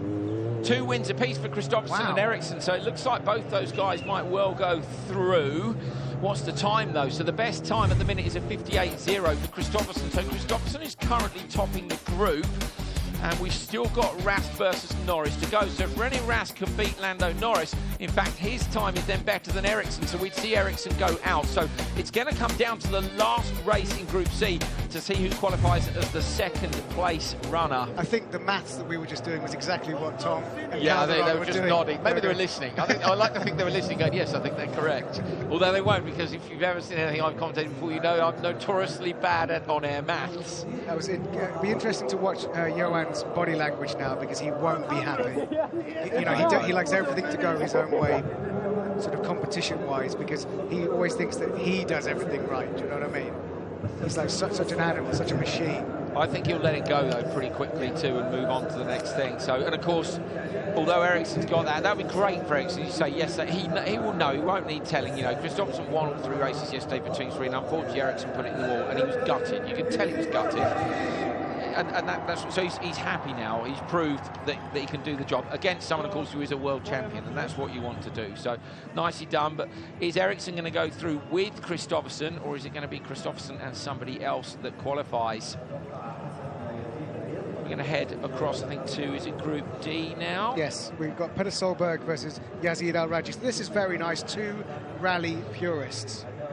Petter Solberg, 2003 World Rally Champion, now competing, of course, in Rallycross, where he's also won 2 World Championships.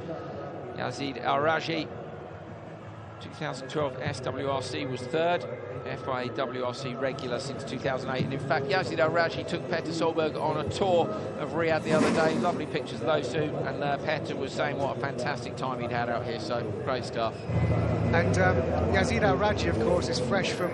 because this is an off-season event. And, of course, historically, it's always in December, the weekend after the last Formula 1 race of the season. But now, for now, it's end of January, beginning of February. And Yazid Al-Rajhi is just back from the Dakar Rally. And he sort of, his car at one point was really drifting into the sea. But he's, of course, spent a lot of time over the years with Petter Solberg, because they were in the same championship for years when Petter was still in the WRC. So these 2 know each other, and it should be interesting to compare their styles. Now, Solberg's at the top of Group D at the minute on 2 wins from Joseph Newgarden. Yazid Al-Rajhi has no wins, so this is about whether or not Solberg gets 3 and goes through clearly at the top of the group or not. Good start by both of them. Big roar from the V8 and a big roar from the crowd as well. They both round the left-hander. Al-Rajhi ran a little bit wide on the exit there. Solberg, meanwhile, kept it tidy on the inside. And Solberg super straight over the jump as well. Just kept it beautifully tidy for the down slope. Again, loads of revs getting inside. Al-Rajhi was rapid in this yesterday, so do not count him out. It's going to be tight on the line here on the first lap. So Al-Rajhi is on the pace, but he's been on the pace twice already, and then we've seen him have a spin mid-run. This is where he span yesterday. He doesn't today, so Yazid Al-Rajhi putting in a great performance. The crowd know it as well. We keep hearing a little ripple of roar from them. So from this, I would say that Petter's got this, but only by less than half a second. I reckon that if it stays exactly as it is, Petter's going to get this. Okay, well, let's see. All to play for as they come round the last corner towards the line. Solberg is ahead. He's just got the blast to the finish. The flames fly. Solberg takes it from Al-Rajhi, in fact by 1.5 in the end. So Al-Rajhi, maybe with not such a good second lap, he was really, really quick on the first lap, despite that little run wide. So Solberg, 3 wins in Group D, and so we've had a clear winner of both A, B and D. It's only Group C where we've seen 2 wins apiece for Kristoffersen and Erickson so far. So the Norwegian has dominated this group and absolutely smashed it. And his tidier style, he's always been flamboyant in and out of the car. When I remember some of my earliest rally watching experiences have been with Petter Solberg flying through the forests and the jumps of Finland and tarmac of Germany. But it's great to see how he's evolved even now as a driver and a team manager in rallycross.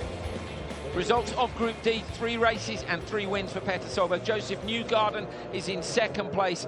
Then it's Armin Van Karnen and Yazid Al-Raji with 1 win and 0 wins. Understeering a lot, said Petter, but he got the job done. And he has won Group D and progresses through to the quarter-finals. So Group C to be decided. René Rast versus Lando Norris. That, of course, is assuming that Lando Norris's hand is okay to continue. Is it Yazid Al-Raji that you said's got the fast food company, Neil? Yeah, so it was burgers yesterday, pizzas today. He's the most popular man down in the driver's room. I've never seen a stack of pizzas quite so high as there was in there earlier on today. Good pizza too. It was, yeah, it was good pizza. So we're waiting on people being loaded into the cars. I have to say we can't see anyone down there in the ROC car at the moment. You can see both cars are ready. I'll look at some of the action from the course of the day. Ryan Hunter-Reay, Yazid Al-Raji. That was after, I think, the stunt driving session, which he did in the middle of his race, well, the end of his race. Picks his passenger up as well. Al-Raji's having fun here. Solberg very pleased, double thumbs up, double fist pump. Kristoffersson had a great weekend so far. He's just had the 1 loss, and that was to Erickson, who you saw there. Mobile phones are out. Got the lights on. I saw this yesterday. It's cool. It's like a rock concert. Yeah, I wonder if the stadium announcer has said something. Yeah. Please shine your phone lights. Okay, there we go. So we're seeing 2 wins for Kristoffersson, 2 wins for Rast. And that will see them go through. So, okay, Montoya winning Group A with Hunter-Reay in 2nd place. Coulthard winning Group B, Christensen in 2nd place. So that's the quarterfinals A and B. Then if you come down to Group C, so it's Kristoffersson and Rast who've gone through. So, okay, Rast, according to that, okay, well that's different to my time screen, that's fine. Kristoffersson goes through as the winner with Rast 2nd. Solberg goes through with Joseph Newgarden to complete the draw.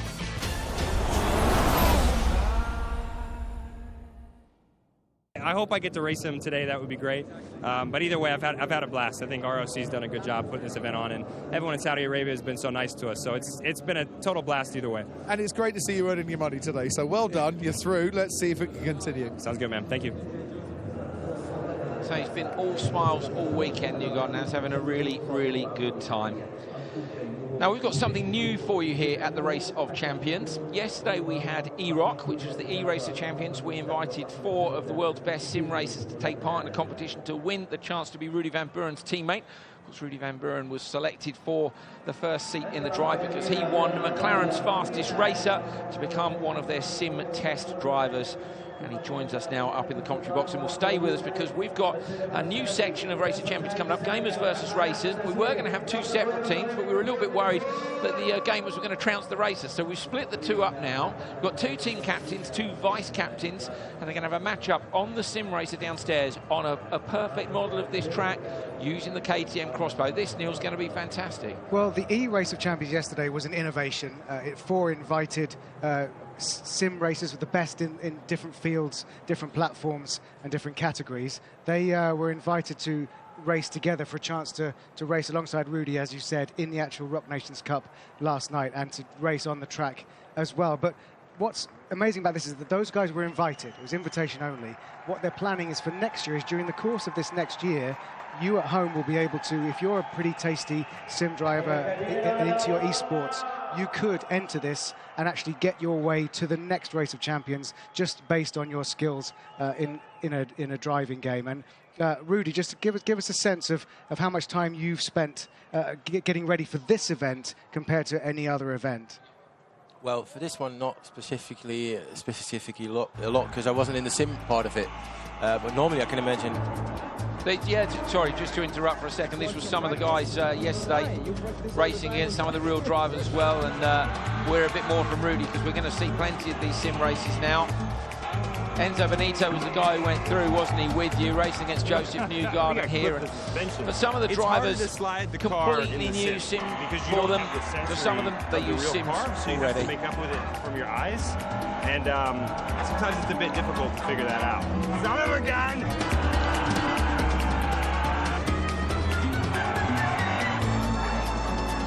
So loose in the brakes. It's like so much rear bias in this car. It's 100% the machine's fault.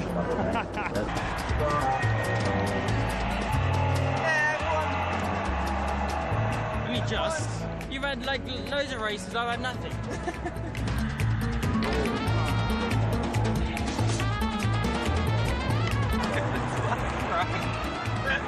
Do we do another one? I give up on this thing. I'll get it later.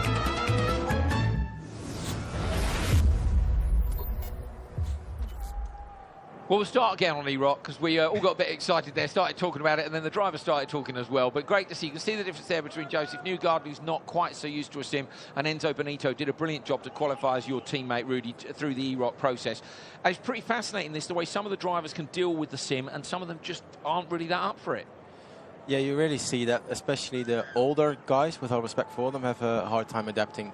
The younger ones are like, they grow up with it and they familiarize with it. But then you get the old dogs like Montoya and Castroneves, and they really lack the feeling through their bum, and they struggle with it. They want to feel it, and they want to feel the physical movement of the car, and they can't see it. And you guys look for rotation in the screen, don't you? Which to me is alien. I've tried it and I found it hard. Yeah, specifically what you just said. You also heard Joseph say in the intro that he needs to get it through his eyes while he's used to get it through his bum.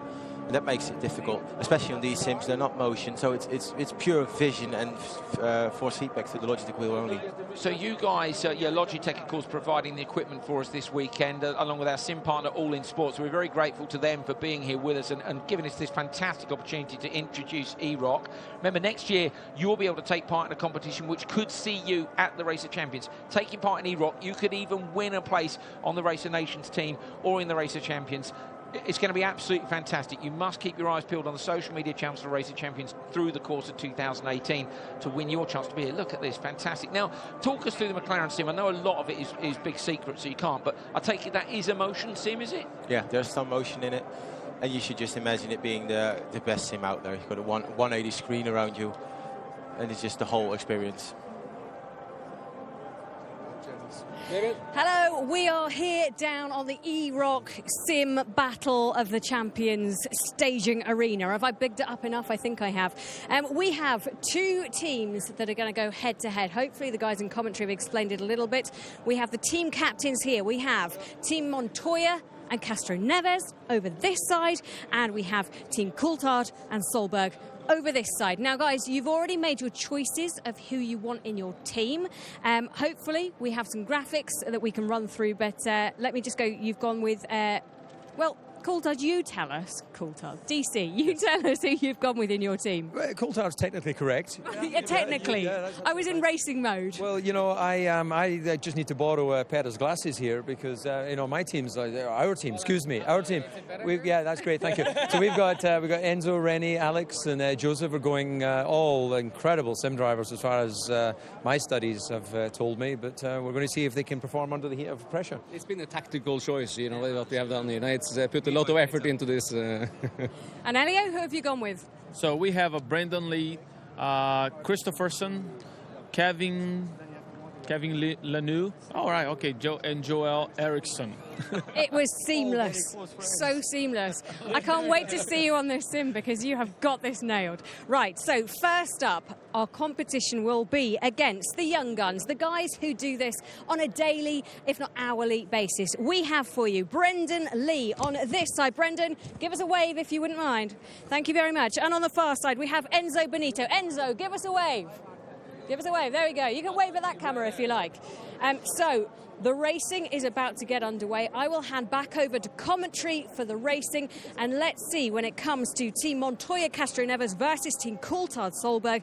Will it be the Americans, Latin Americans? Will it be Coulthard Solberg? Let's see. So Brendan Lee in the white sim, Enzo Benito in the orange sim. Now, if you watched E-Rock, You'll be familiar with this, but have a look at this. So you're looking at Benito in the left-hand lane as you're looking at it in the orange car. So the colour of the sim pod matches up to the colour of the car. So Brendan Lee on the inside in the white KTM, and now we're going to see two of the sim races going out. These guys, of course, had to fight it out, Rudy, against each other to try and get the drive with you in Racer Champions. It was Benito who won that. Yeah, I wonder who's going to take it now, because Brendan showed his hand at the end of the final part after they did the run in the buggy. So I wonder if he's up for some kind of redemption here, because Enzo had the better of him over the most runs yesterday. But it will be a good way to set some stuff straight in that regard. Yeah, and I mean, there's a little touch on the wall there, possibly, I think. But there's a little bit less at stake today as well, isn't there, for these guys? Because yesterday they were fighting for this incredible chance to take part in the real Racer Champions. And then today, you know, OK, they're fighting for the glory of their team managers, but it's not quite the same as an opportunity to race against them in the racing.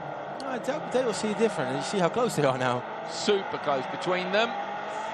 And it's Brendan Lee that takes it and then sticks it to the wall, and so did Benito as well. So both those guys putting it in the wall at the end of the race, but Brendan Lee has taken the win in the first race. Now we're going to see 4 of these sim races between the 2 different teams, and then at the end, if they're equal on points, I think we're going to see an extra race between possibly between the captains or the vice captains. They're all having fun down there. Now for me, Rudy, I do a bit of online racing. The build looks very good. The build of the stadium, the track, and just tell us how it feels relative to having done both. One of those rare people that have done both successfully over the last 24 hours. How does it compare? It comes really close. Really? The KTM, which is also in the game they use, Assetto Corsa, is already really good. And they did a great job at modeling the track. It's really close to what I experienced on the real thing. So you've seen Brendan taking his first win for Team Montoya Castroneves. Brendan, congratulations, well done on that. A very seamless win it seemed for you, but hard pushed all the way. Yeah, Enzo, like we know, ROC champion, so it's not easy to beat him, but wish I did it yesterday, but that's racing, so hopefully next year. Well, keep it peeled. Right, next up, thank you very much, well done to you two guys. Next up, it is a battle of Johan Kristoffersen over on the right-hand side as I look at it, and in front of me, René Rast for Coulthard Solberg and Kristoffersen for Montoya Castroneves. You will notice that the pro sim guys take their shoes off when it comes to Rast and Kristoffersen, both of them with shoes on. Brendan, would you advise that they took their shoes off, or are you happy that they have their shoes on? Well, they're pro racing drivers, so they know what they're doing, but for the simulator, it's better to take your shoes off because you get better feel. Did you hear that, Helio and JB? I should have done that over there. I didn't take my shoes off. There we go, things you learn. Right, hopefully we are all ready and set. Commentary, let's see what happens next. So Kristoffersen versus Rast, 2 of the favourites, I think, for the overall champion of champions. Keeping their shoes on. You would take your shoes off, would you? Yeah, normally, yes. And what would say the McLaren simulator, would that have enough feedback that you would keep the shoes on? What's the level of realism there for that kind of thing? No, you need them. The realism goes as far that the braking pressure you need to apply is the same as in real life. You don't want to do that on bare socks. It's too heavy. Fantastic, fantastic. How's it been this last month for you? We're going to look at the racing as well. Rast versus Kristoffersen. Rast is on the inside line, but I guess it's been a wild ride, hasn't it? Yeah, since November last year, after winning World's Fastest Game, my life has been upside down. There we go. Oh, dear. It's Kristoffersen that's had the big moment. So Kristoffersen with a big sideways moment in turn 1, Neil. He was almost upside down. Fucking oversteering this. Oh, dear. OK, so Johan, their apologies. You may have heard a slightly rude word there. So he's just getting a bit excited about the sim. Possibly doesn't realise the camera down there is live. So apologies for that at home. But you can see they're into it. They're desperate to win, and big push, and he made a mistake. So which of these guys, not these 2 in particular, but of the drivers you've been working with over the weekend, how many of them are really into their sims? I think it's not that much. Every team nowadays in the big racing classes has a sim, so they're all in it, but they're not all a fan of it. I heard Helio express himself yesterday that he gets beaten a lot by all the young guys in the team as well. So they do it to get on with it and get the practice going. But it's closer than I thought. It's not what I want. Both cars. I don't think the drivers are worried too much after they cross the line. So Rast, who took the win from Kristoffersen with that big moment for Kristoffersen in turn 1. It was very interesting. I was down in the drivers' briefing when they were picking teams. There was the classic kind of PE team captains, like looking around the room. Who do I not want to offend? But those two were the first people picked. Christopherson and Rene Rast were the first real racers picked by the two team captains. So they're hot-tipped this weekend, despite being rookies. And 1-1 between the two teams, between Team DC and Team Juan Pablo Montoya. DC, of course, being David Coulthard. You must be familiar with that by now. Yeah. Shoes off. We're going to head down to Jenny and have another catch-up with some of the team members. So it's 1 apiece for Team Montoya and Castroneves and Team Coulthard and Solberg. Brandon Lee winning first, and then Rene Rast next. David Coulthard, can you tell us who you have chosen to go into the sim next, please? I think, is it Alex? Yeah. Alex is going in next time. OK, good tactical move there, maybe. No part in it at all, but... Somehow you managed to do it. That's fine. Let's have a look. Elio, who have you chosen to go into your simulator next? Now it's Kevin. Kevin is going Lanu, and he is calm, cool, and collect. Camera, if you can check him out, look how calm he is right now at the moment. Is that a trait of your whole team? Well, I don't know if it's a trade. I'm not. Then I shouldn't be in the team. I was just about to point that out. Let me say that.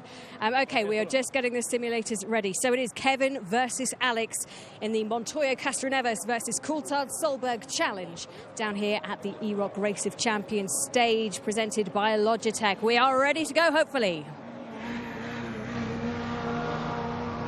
Kevin Lown versus Alex Dorneden. Two sim racers up against each other. I wonder if the team managers are getting wise now to the fact they probably need to put a sim racer up against a sim racer if they want a chance to take it. Very, very long hold on the lights there before getting away from the line. So do you need to use the clutch on these cars to change gear, or is it just paddle shift? How does it work? In the sim, it's in the pedal shift. In the real car, we need to use the clutch. It's just a normal H-pattern gearbox, so you can try it without clutch, but I don't think you get much luck. You don't think it's going to be too kind to the car? Yeah, fair enough.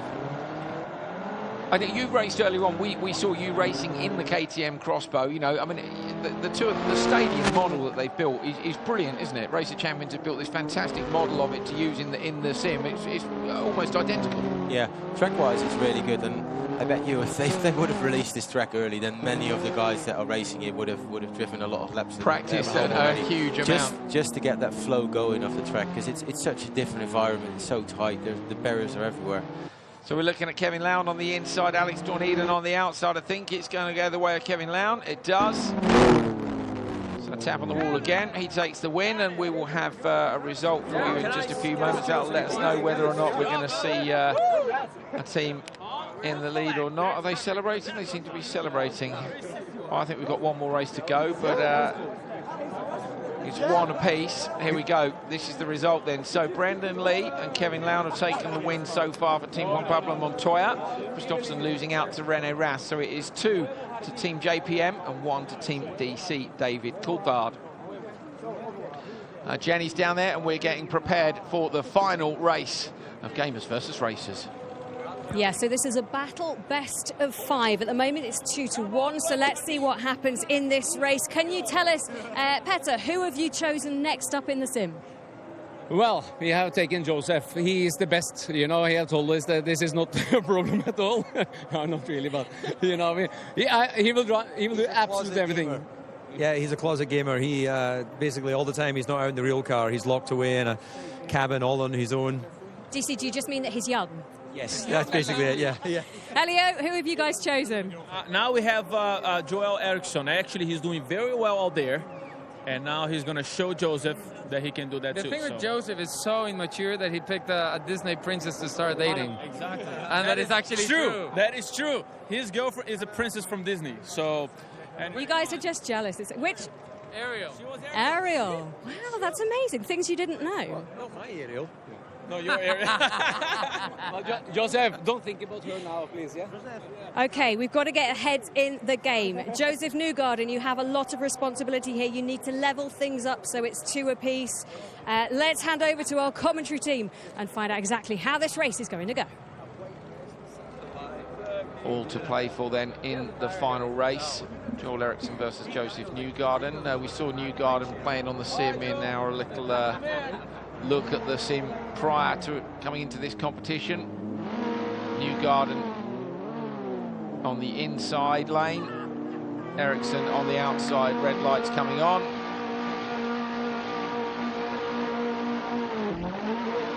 And away from the line, decent start. Can you make a difference to the start in this, or not really? Is it just a case of dump the clutch and go, or is it you're not even using the clutch for the start on the sim? No, you don't even use a clutch. Oh, there we go. I don't know who the white car is, but it's spun. Okay, spin. The white car, or it's half spin, manages to keep it in a straight line. It's Newgarden. So you can see at the bottom of your screen, the driver that we're looking at is highlighted in blue. So we're looking at Joel Erickson coming around, and there's a look at Joel in the real car. Knocked out, of course, the Racer Champions about a half hour or so ago. A little bit of opposite lock there we could see. Fantastic the way we can use these cameras, Neil, to simulate a real camera position around the circuit as well. It's so realistic. Especially a flip-flop, which we have here on the virtual game, but not in real life, which is lovely to see. That's really good flip-flop camera. So what I'm particularly impressed with here is that this shows you, no matter how much time they do put in practice, that the sim racers, the guys who do this as a competitive sport, are better than the racing drivers. Ericsson's taken it, and for me that makes it 3 to Juan Pablo Montoya's team, and I think that they will have won the competition. So Christopherson's pleased, despite the fact he was the only one who didn't get on quite so well with the sim racing. But we're waiting to get a result, and then I think we'll see. I'm pretty sure it's Juan Pablo Montoya's team that have taken it. Here we go. It is indeed 3 wins to Team JPM. Brendan Lee, Kevin Lown and Joel Erickson. Rene Rast taking the only win for Team David Coulthard. So it's Team Juan Pablo Montoya who has won the Racer Champions, Racers versus Gamers. We're going to head down to Jenny.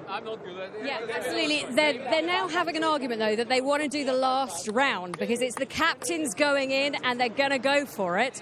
So hopefully we've maybe got enough time to do this because it is going to... DC, you didn't want to do it? No, I've decided that Peta is, he's still got more potential. He's younger, so he's going in the car. Okay, so we've got Petter Solberg in the car, and Helio, you've danced with the stars, but you didn't fancy dancing on the sim. Yeah, on the sim for me is a little bit tough. Juan Pablo always playing video game. He probably, if you saw what he's playing, so he's always. So I guarantee it's going to be a piece of cake for this guy. So no problem. And a slight dead rubber, we have to point that out because when it comes to winning, it is Montoya versus Custer and Evans who have won the competition. But we can do this for bragging rights. That's fine because you guys as drivers, you like a bit of bragging rights, don't you? Of course, we got a bit. That's our nature, it's our DNA. So let's see, my friend. Yep. Okay, well, we'll try and get these sims back up and running. Montoya very focused at the moment. Let's see, he's got shoes. You're going for the shoes-on strategy. Yeah, I ain't taking my shoes off. Thank goodness for that. You got the memo. This is very good. And Petter on the other side, just getting ready, setting him. So, in fact, they're using the team very cleverly because Enzo is giving him some tips. Oh, and now, look, Kevin's decided he's coming in and giving some tips as well. This is the team working together, trying to get the best out of themselves. So let's see, when it comes to the far from age group of normal sim races, what happens? It's over to you in the commentary box. Right, here we go then. Petter Solberg versus Juan Pablo Montoya. Roles reversed here because, of course, these guys have been very kind to be giving their tips to the ROC drivers through the course of their training. And now they're standing there, look, world champions of their various categories, basically having a bit of help from the sim racers. Fantastic stuff. And Rudy, you've been on the receiving end of hanging out with these drivers, and you were saying how kind they were with their advice. Yeah, definitely. All the drivers have been really open to every single sim racer in the weekend. They want the advice as well the other way around for the sim, which is completely logic, and they need it. They're struggling. I gather these guys are terrible, aren't they, from what we've heard? These Montoya and Solberg are absolutely terrible on the sim, so we're about to find it. Well, not looking too bad there, look. Oh. On the inside, Montoya with the big sideways moments. He comes up towards the bridge, but tidy through there. Solberg nowhere near as quick as he would be in the real car through the left-hander, taking it cautiously.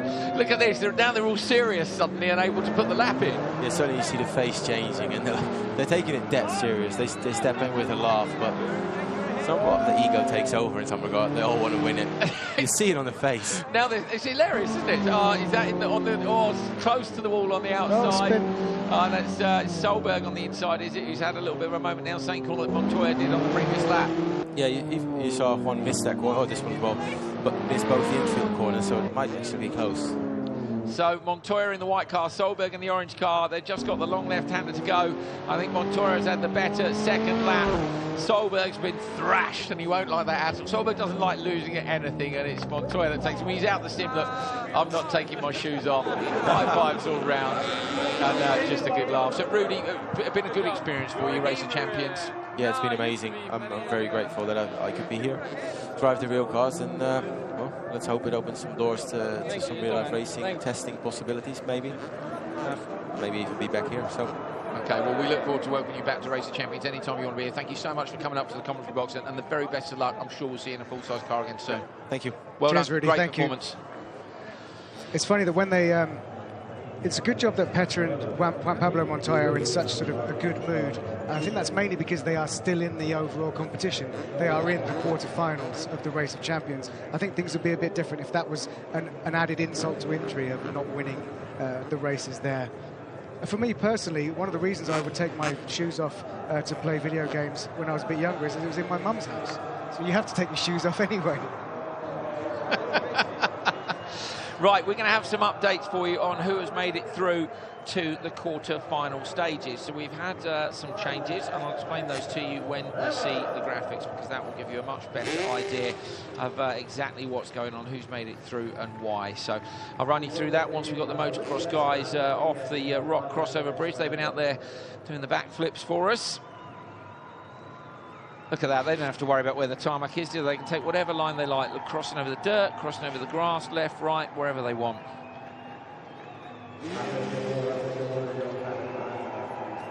Crowd enjoyed that as well. They do like any form of extreme motorsport out here. Drifting, extremely popular, but great stuff. Fantastic entertainment for the crowd from all of our stunt riders and drivers.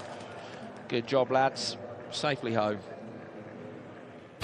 Right, here you go then. From Group A, Juan Pablo Montoya, Ryan Hunter-Reay going through to their relative quarterfinals. David Coulthard and Tom Christensen from Group B. Remember, the winner of each group facing the runner-up from the other. Christopherson and Erickson has been given the nod. The reason for that is him and Ras did not drive the same car in the first round, so it came down to a split as to who had the faster time. They were both on 2 wins, and in fact, they both drove the Atom, so they had to take the time from that. That is why Erickson goes through, not René Rast. Solberg and Newgarden going through from Group D, and that gives us our quarter-finals. David Croft is down in the holding area. Let's have a catch-up with him. And here is the lineup then. Juan Pablo Montoya's car, Tom Christensen's car, and all the rest lining up behind these two. Now, Thomas said he will give us an answer to one question. He's just getting strapped in at the moment. Let's see if we can't just pose that question for 2 seconds. Tom Christensen, so many times you've come so close to winning the Champion of Champions. Can you knock out the reigning champion right now, right here? I would say if I do, it would be good timing at least. But you know, I'm enjoying coming here every time, and when I put my helmet on like I just did, I really want to do my best, and I've just had a lot of great time, a lot of great success here. But yeah, the Nations Cup we have done, I have never won this, but on this side of 50, I don't think there's a lot of people who will bet on me. Yeah, this is your motivational pep talk. Go get Montoya, Christensen. I try. Thank you. No problems. Christensen all smiles, and he will try, because of course he's been the runner-up at this competition so many times. He's competed in it many times, and he's desperate to take the win. Juan Pablo Montoya, of course, is the current champion. So which one of these two is going to go through to the semi-finals? They're using the ROC car. Of course, it's 0 to 60 in 2.9, 368 brake horsepower per tonne from a 1.1 litre four-cylinder engine, 475 kilograms. Been with us since 1999. Gran Canaria is a driver's favourite.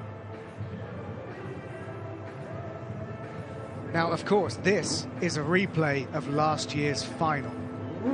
Juan Pablo Montoya beat Tom Christensen in the final in Marlins Park, Miami last year. In 2015, in the London Olympic Stadium, it was Sebastian Vettel who beat Tom Christensen in the final. He's been beaten in the final by some of the best in the world, Romain Grosjean, Sébastien Ogier. That's not much of a thing for you, Steve, is it? I've been beaten in the final by some of the best in the world. But yeah, you're right. But this is a replay of last year's final, and one of them will not make it through.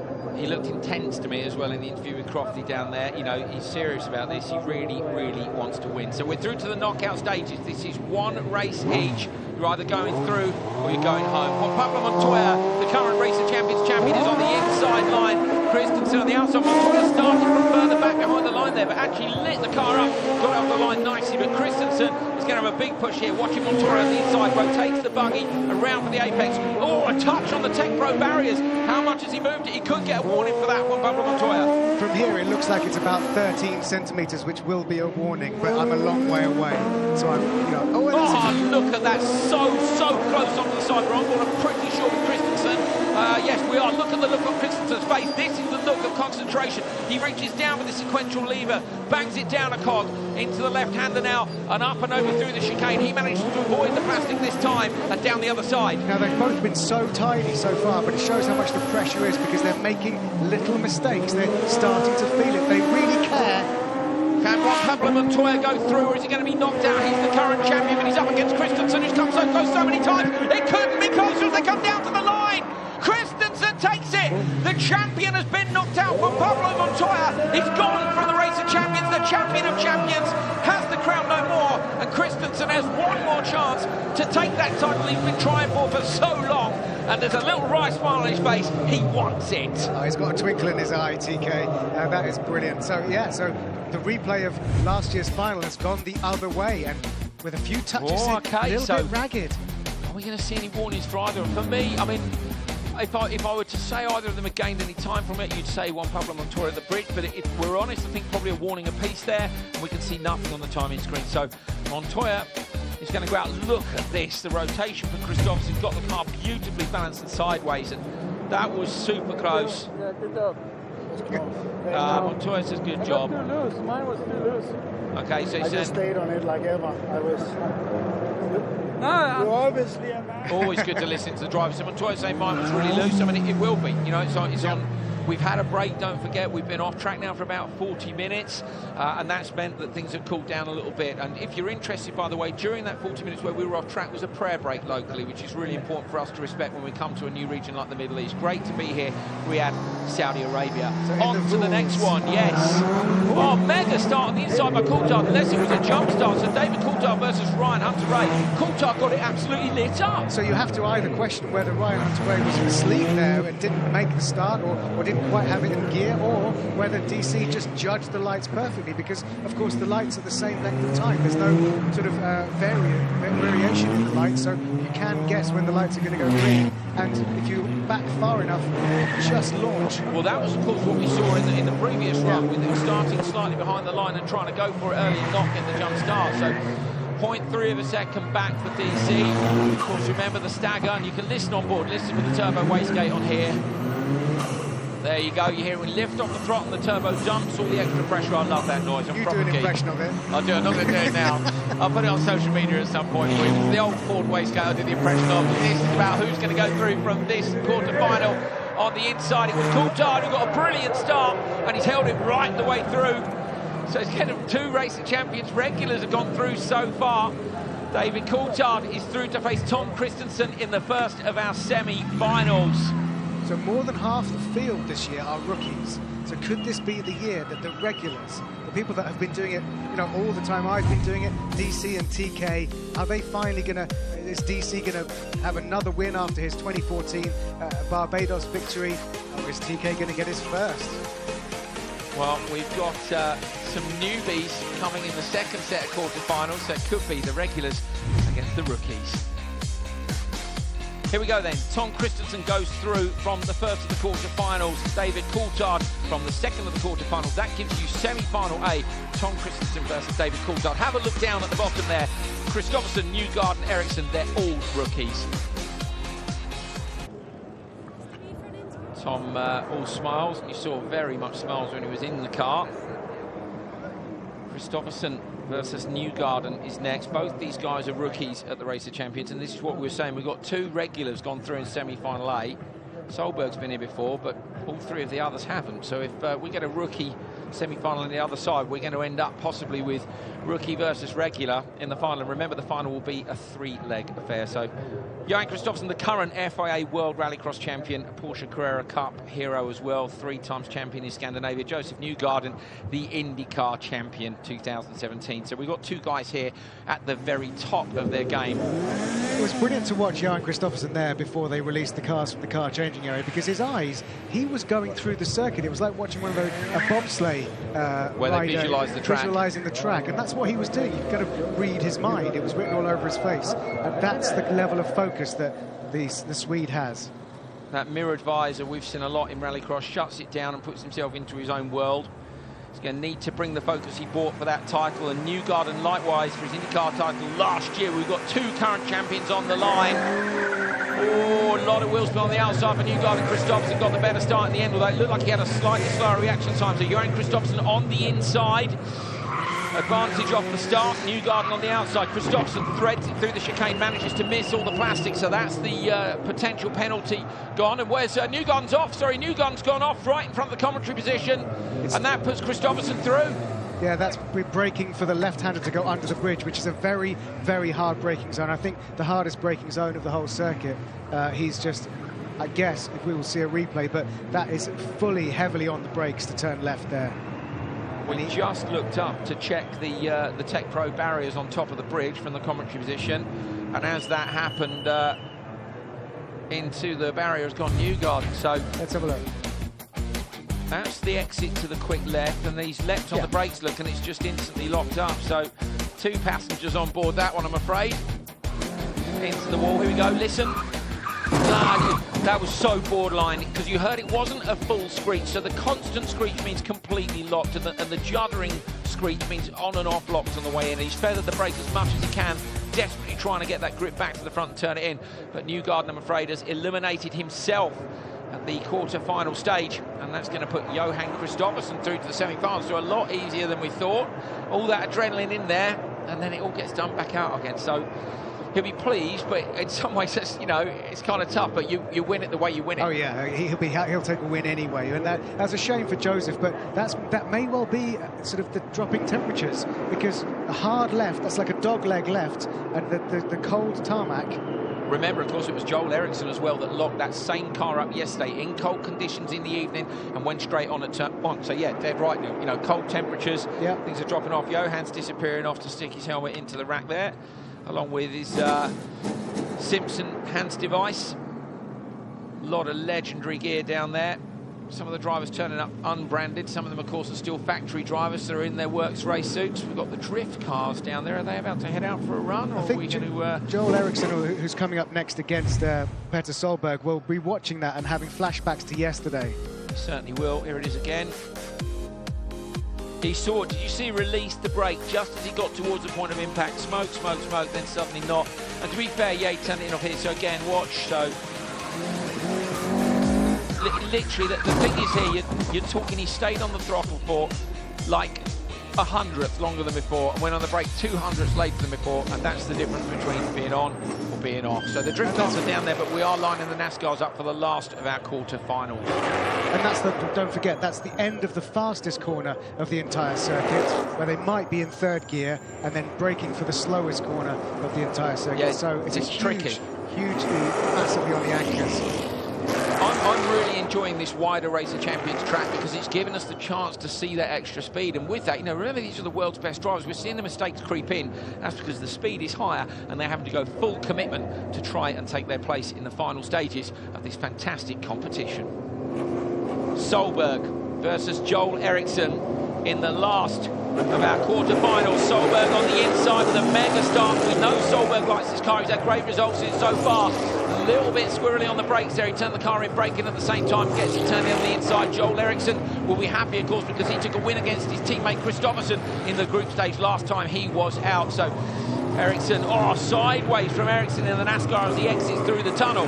Now, you have to wonder, because a lot of Swedish drivers, of course, they race, and he's racing from Formula 3, but you wonder if he's had sort doing racing on ice or racing on gravel, because a lot of them come through those in the early stages of driving because there's so much ice and snow during the winter months. So he's clearly got good car control simply from, you know, being a Swedish driver.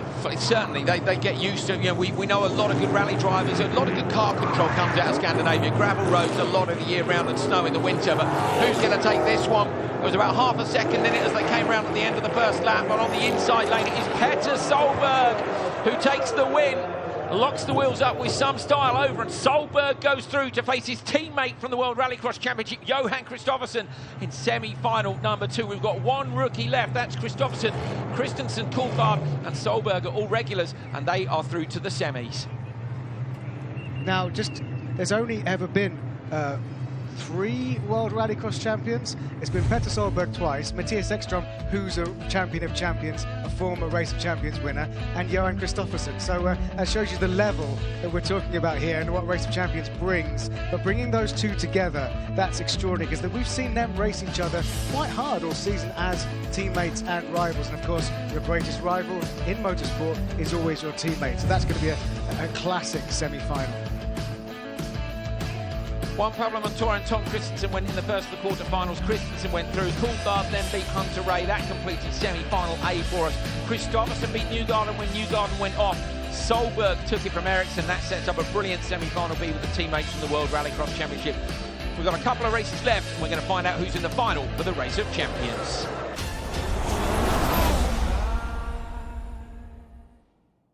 You know, you hate making a mistake like that. You know, it's just didn't think about what I needed to do braking-wise. So hopefully I'll come back and learn from the experience and try and get on top of it next time. Yeah, I'm sure you will. We would like to see you back. Long year ahead. Looking forward to this season? Yeah, very much so. I mean, you know, it's for us in IndyCar, it's a long off-season. It's 5-6 months off, so it'll be good to just get back to the track, you know, doing what we do every day, working with the engineers. That's where we get the most fun, so I can't wait for it to get started. And we can't wait to see you back out on the track. Thanks for joining us this weekend. Absolutely, thank you.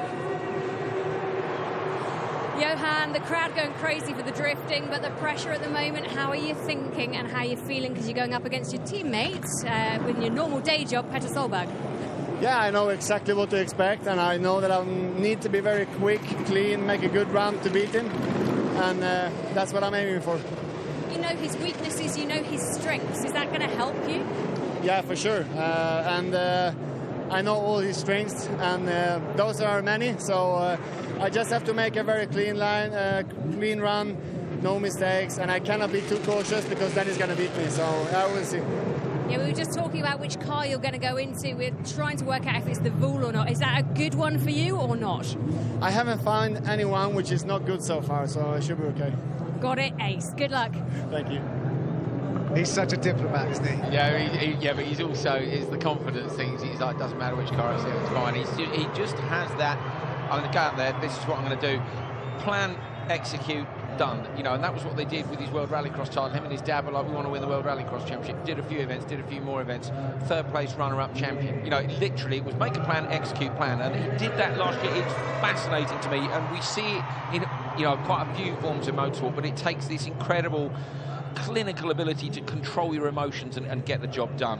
So yeah, cannot wait to see Kristoffersson versus Solberg, but of course before that we've got Christensen versus Coulthard. I mean, you know, this is a mega lineup for the semi-finals. Well, we just spoke to your rival in this semi-final, but Petter, how do you feel about going against your teammate? Well, this is how it is, you know. He's very good on tarmac, I must say. You know, he has a lot of experience, and I do my best. I really enjoy driving here, and I come quite far. But of course, it would have been really good fun to beat him. But let's see. I will do absolutely everything I can assure you. The other heat, Tom Christensen versus David Coulthard. Who do you think is going to win out of that one? Tom. Let's see what happens. Thanks very much. Thank you. Solberg knows he's going to have to try hard. They both know each other so well. You know, Kristoffersson said, I can't afford to lift off because he'll beat me. And Solberg knows the same thing. Solberg, you know, he's one of those drivers you put your money on to be able to give it an 11 out of 10 push, but let's see.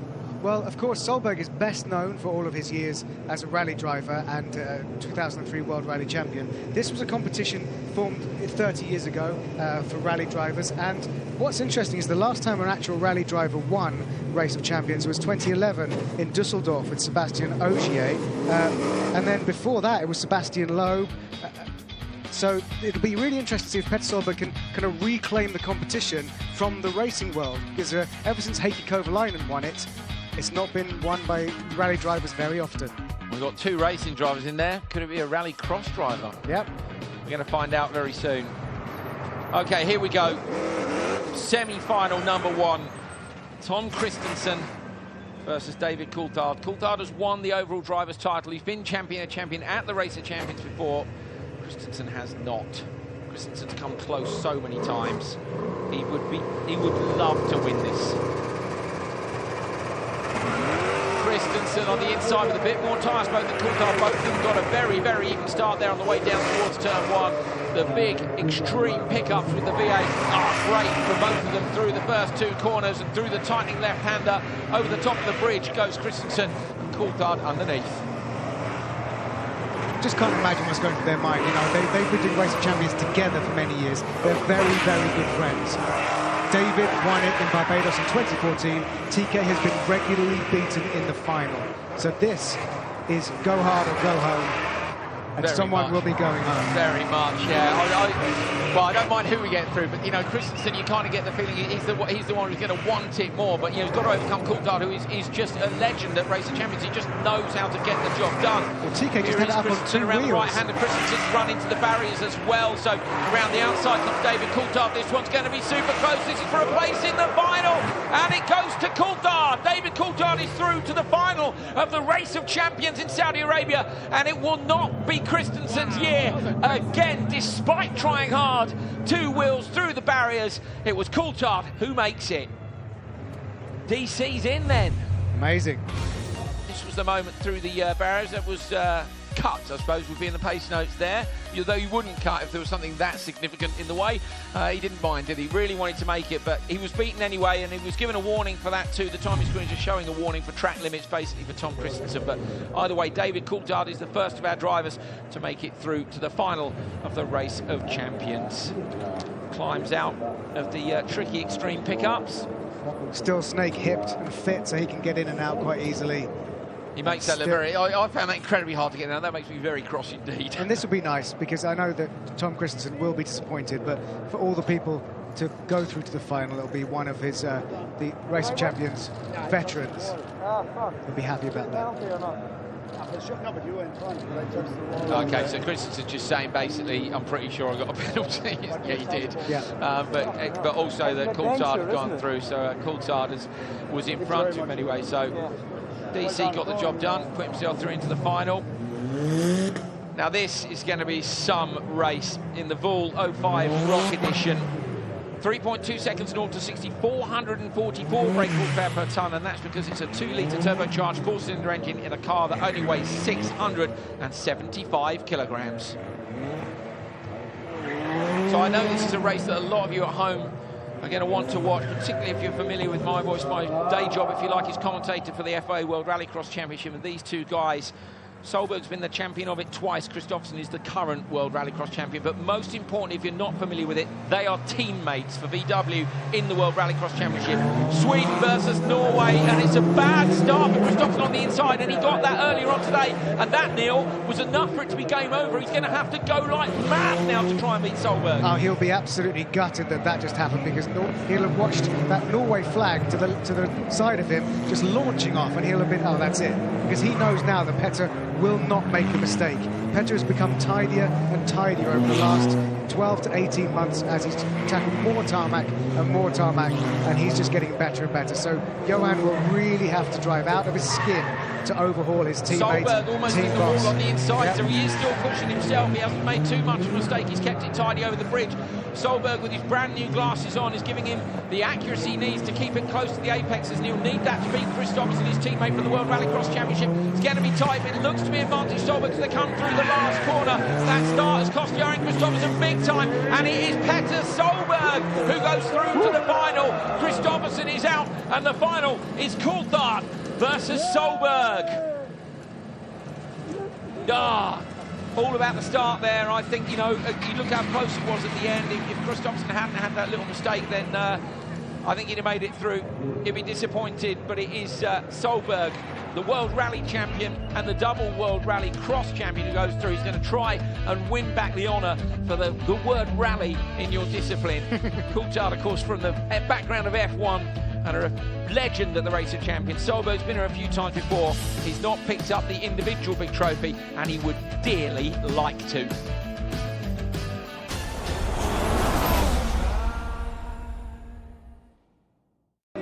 Coming up with Coulthard now, that will be very, very interesting, because he's, you know, all the fox, you know, when it's about driving. So I will do everything I can, and let's see. It gives that impression, David Coulthard, that he doesn't care what happens. He's just here to have a bit of fun. We know that's a complete lie. That is absolutely just bullshit, because he is really focused and he wants to win, you know, and same with me. But I will give him a hard time. For sure, I'm not a tarmac specialist, you know, so actually he should be winning easy. You know? Should be, but nothing's ever easy in this game. You've gone and won the ROC Nations Cup. What will it mean to you to actually lift the Champion of Champions trophy? I tell you, don't talk about it. You know, I will keep my focus now, and I really want to win this. You know, I've been waiting so many years. We have won the Nations Cup, and that's been a very big thing for me and Tom together. So, but this one, standing very high if I can do it. Good luck. Thank you. Terry Grant putting on a bit of a show for everybody out there. Now, I'm calling this with Solberg. Said to him the other day, the glasses, they'll make you fast. He goes, no, he said, I think I'm fast enough. Well, I disagree, Petter. Looks like you're on it now. We're going to head down and have a chat with Jenny. She is down in the paddock and has grabbed another one of our competitors. So it is game on, you versus Petter. Are you in the zone? Honestly, no, but I'm just enjoying my runs, and Petter's been really strong, but I haven't lost today, so I just try and keep doing the same thing. He says it's the glasses doing it for him. Have you got any special glasses? I'm getting my eyes lasered next week, so maybe this is the right time to do it. Get in a car, go. Okay, thank you. There we go, they're all giving away. We're all, us old men are all going slightly not so good on the vision front. So we know that Petter Solberg, one of the biggest rivalries of his career was with Mr. Sebastian Loeb. Now, Sebastian Loeb has won Race of Champions 3 times, and the fact that Petter Solberg hasn't won it will dig away at him at something else that Sebastian Loeb has beaten him at. There's also the fact that, listen to this, Juha Kankkunen, Francois Delacour, Didier Auriol, Colin McRae, Tommy Mäkinen, Marcus Grönholm, Ogier and Loeb, they're all the rally drivers that have won Race of Champions over the years, over the 30 years of this event. If Petter Solberg can add his name to that list and reclaim it for the discipline that it was originally created for, that'll be huge for him and for the organisers. But can DC stop him? That's the big question. And if you look, when we came into this, we were talking about it yesterday, Andrew, in the ROC Nations Cup, and all the time today, there's a huge field of rookies this year. Lots of people are doing Race of Champions for the first time, but who's made it through to the final? Yeah, and I wasn't sure. Certainly, when we looked at the draw, you know, the quarterfinals, we had 3 rookies. Ryan Hunter and Ray, and of course, Montoya have been here before. So yeah, we had 3 rookies in the second half of the draw, basically the quarterfinals. You know, and then we got through to the semi-finals, and you know, we had only Kristoffersson left. Now we got through to the final, and he's gone. So yeah, you're right. Basically, the experienced guys got through. And that might be the format. It might be this jumping in and out of cars. It was very interesting to me. Joseph Newgarden, you know, IndyCar champion now, and you know, Kristoffersson as well. But Newgarden particularly said, I got in the car, I forgot about the brakes, I was thinking of the other car, basically made a mistake, and he just, hats off, I made a mistake, and it's these other guys who are maybe able to adapt a little bit quicker. So very interesting indeed. Preparing ourselves for the final of the Race of Champions at the King Fahd International Stadium, Riyadh in Saudi Arabia. 3 runs still to come. Well, I'm with Elio Castroneves, and clearly it's getting a little chilly here. People think that Barbados was a blast. It was, and it was warm. This is a different experience. Yeah, even Miami was actually sweaty, but now here it's a little bit different. But I tell you what a great final. Well, DC and Petter, I mean, we were actually talking about Petter's being on a roll here. So, but DC brought his game here as well. So it's going to be a great battle. Hopefully, well, best man win, and let's see what happens. Who would you like to win? Well, DC already won, correct? And I don't think Petter won yet. So it'll be great to have a new champion. I like the way you're going. And when it comes to driving in a final, it's a best-of-3 competition. How do you approach it? Do you just go all out? Do you play the odds? What are you thinking as a driver? The way I believe those guys, since Peter's being in the momentum, I think he's going to continue the strategy, pushing hard.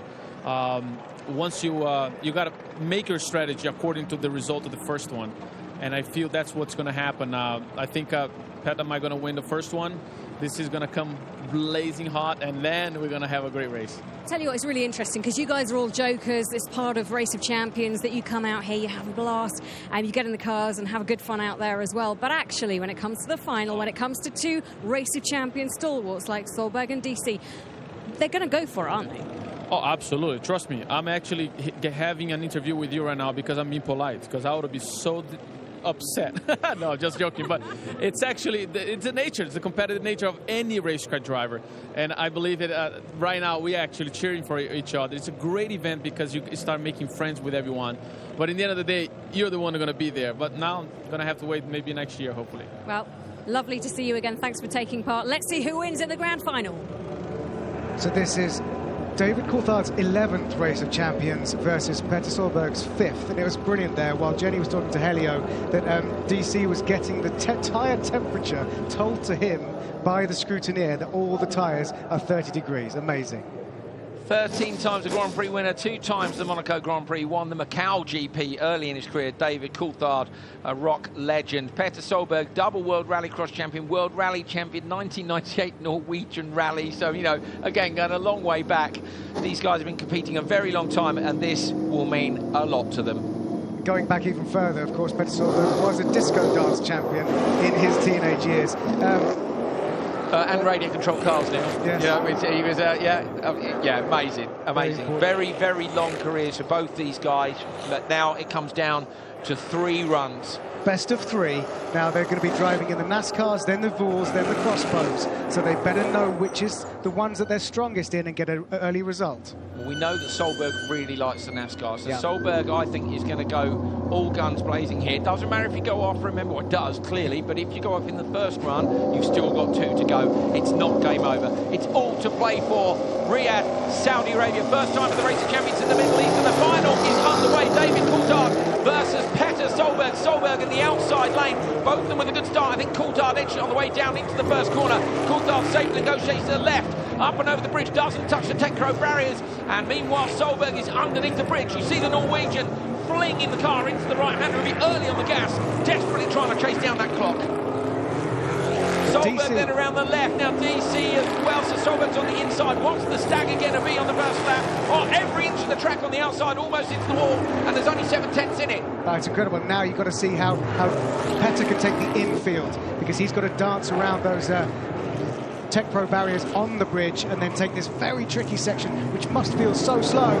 Got to be patient, got to try and find the traction he wants to find. Solberg a little bit sideways, he exits the corner. The V8 roar as they come around the long left-hander towards the finish line. Who's going to take leg 1 to the final here? It's the inside lane. David Coulthard takes it in the NASCARs, and you might have had your money on Solberg there because this is his favourite car, but it's 1-0 to Coulthard in Riyadh. And he could be looking at his 2nd Champion of Champions title at the Race of Champions. We've got 2 races still to go, and Solberg must win the next one. Pressure's on Petter Solberg. He can handle pressure. He can, but I mean, you know, this is now, it's advantage Coulthard, isn't it, massively, because he's in that position where he's got 1 under his belt. So again, he can go flat out now, take a risk. It doesn't matter if I go off, whereas Solberg can't. If he goes off, it's game over. But likewise, Coulthard can go, you know what, I'll push and we'll see how it goes. I've still got leg 3. So he's kind of got choice of tactics. Solberg has got to win. Coulthard doesn't want to lose a leg. He's not going to want to give a leg away, but he can choose how he approaches it. So they're not in any hurry to get into the other cars, which is interesting. That's a chance for them to recenter themselves, to get allow the adrenaline to unpump. There's the Race of Champions president, Fredrik Jonsson, there, just telling them something about the barriers and what they're going to do when they have to go to the podium after this, because of course that's what's happening next. Either at the end of this race or the next one, we will see donuts from them, and then taking the trophies and the title of Champion of Champions 2018. Solberg signing the side of the car. That's a nice touch, isn't it? Jumps in. I'm sure they asked him to. He's not just graffiti. He doesn't randomly sign cars. Don't worry if you park your car near Solberg's house. He's also one of Norway's finest tag artists. I can often see him up on a bridge late at night. With a big PS. That's why he's got his glasses on, because he kept spelling it wrong. Okay, here we go. So drivers being strapped in, passengers in already, and then we're asking them to keep the arm completely out of the way, and that is, of course, because this car's got an H-pattern box. They need as much space as they can possibly get to make sure that they can get those gear changes perfect. It all comes down to this. Solberg has to beat Coulthard in the ball. If Coulthard takes it, then it's game over. He is the champion of champions. If Solberg takes it, then we go to a decider. And what an opportunity for the passengers here. I think that they might be some of our E-ROC competitors. I think that is Kevin Lohner, who's a gamer tag is Sonic, sitting alongside Petter Solberg. It is. And Petter said in the interview earlier that he's not a tarmac specialist. And while Coulthard has officially retired from racing, he is historically a tarmac. So this is his surface. But don't count Petter Solberg out. And look, they're giving each other a thumbs up. Clayton Kingman is the passenger, the other guy who works from Bull, of course, and he says to me, hate being a passenger. So he's chosen the wrong, he's chosen the wrong race to go out in. So, because this is going to be absolutely no holds barred, isn't it? I don't mind going for a ride with them during practice, Neil, but I'm actually not sure that I'd want to be on board when they're fully lit. Yeah, we are talking fully lit now. Bit of brake warming. Look at that as well. Look how much Solberg, of course, always famous for the soft setups on his cars where you see a lot of movement in it, and he's finding his confidence with the car, how much he can brake, obviously trying to get some temperature into the tyres, into the brakes. Oh, the heart's pounding. Full focus for Solberg. Through those glasses, he's going to be looking at only one thing, as is Coulthard. The 5 red lights are about to come on. This is a must-win situation for Petter Solberg in the inside lane. Brilliant start by Solberg. That's an absolute rocket ship off the line. He's got himself the very best chance of keeping up with David Coulthard, who is currently 1 win to 0 with Solberg. Into the tightening left-hander. Up and over the bridge, it is Solberg. Oh, big jump at the ball as well. So Solberg is on an absolute flyer here. Yeah, that's some of the biggest air we've seen off the down ramp of the jump of the bridge, so he clearly was getting an extra bit of pace out of that car over the bridge. All the other drivers are out there. They're just as keen to see who's going to win this. They know that the pressure is on. They both run the cars right the way out to the outside, squealing of the tyres. These guys are absolutely on the limit. On board, that's a fantastic shot as we see through the chicane and over the top of the bridge around the right-hander. We're on board with Coulthard now, looking back. Look at him working away at the wheel. You can hear the turbo working away as well. Coulthard is on the outside. This is for the Race of Champions title. Solberg's got to make some time up here. He's on the throttle. He's going to come down and take the checkered flag. And it is David Coulthard who wins the Race of Champions. Riyadh in Saudi Arabia. The British driver has got the job done. It is his second champion of champion titles. Well done, DC. 2-0.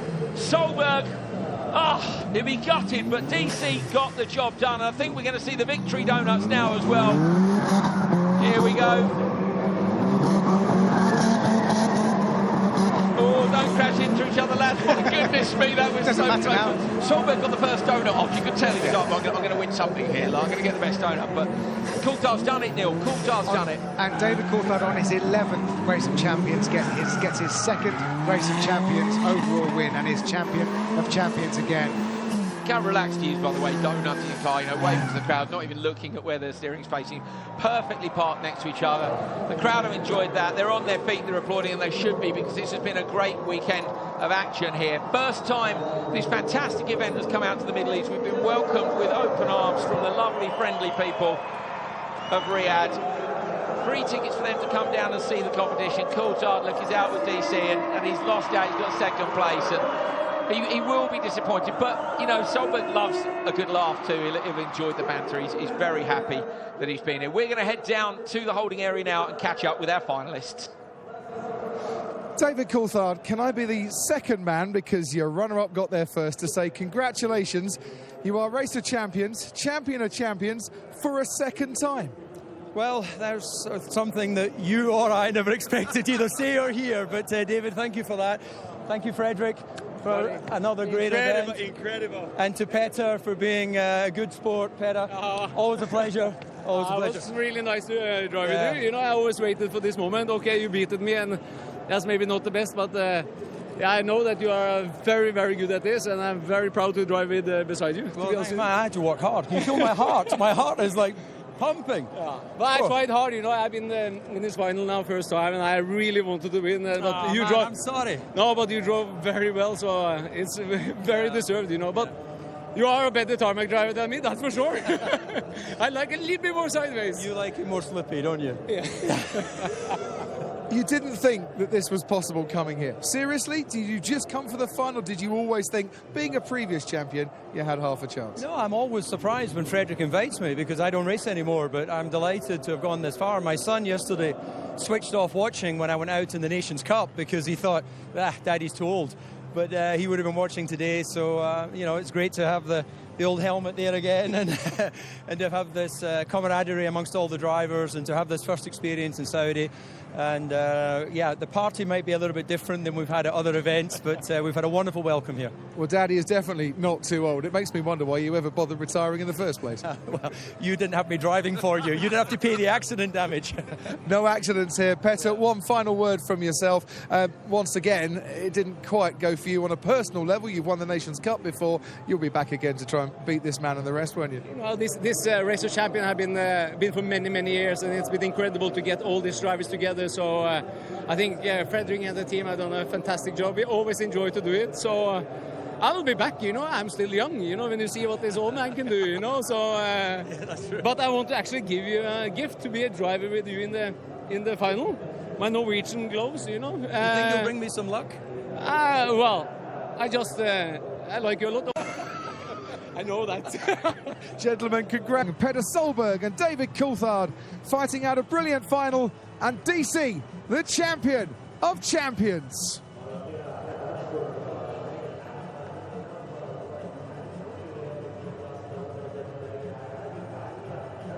Posing for the photographers, and an awful lot of photographers here waiting to snap away at the smiles. DC looks to the heavens, and there are streamers and there is glitter waiting for him. And the countdown is 3, 2, 1, the champions!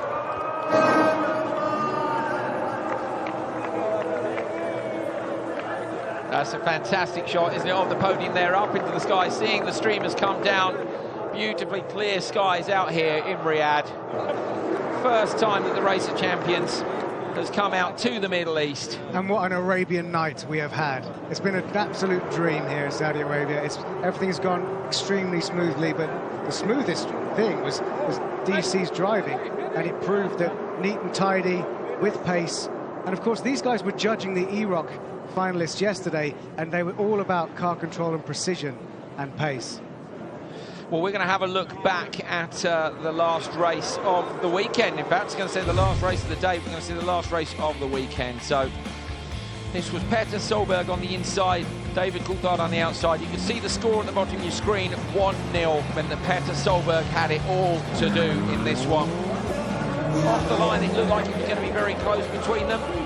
And I have to say, Neil Cole, like, you know, in terms of picking out something where there was a mistake, I didn't see, although obviously we only see one car at a time on the television pictures as you do at home, I didn't see any particular mistakes necessarily. You think you did? Yeah, looking out the window, I did notice that Petter was a little bit too sideways in that tricky left-hander to go under the bridge. So maybe losing a bit of time on the throttle, but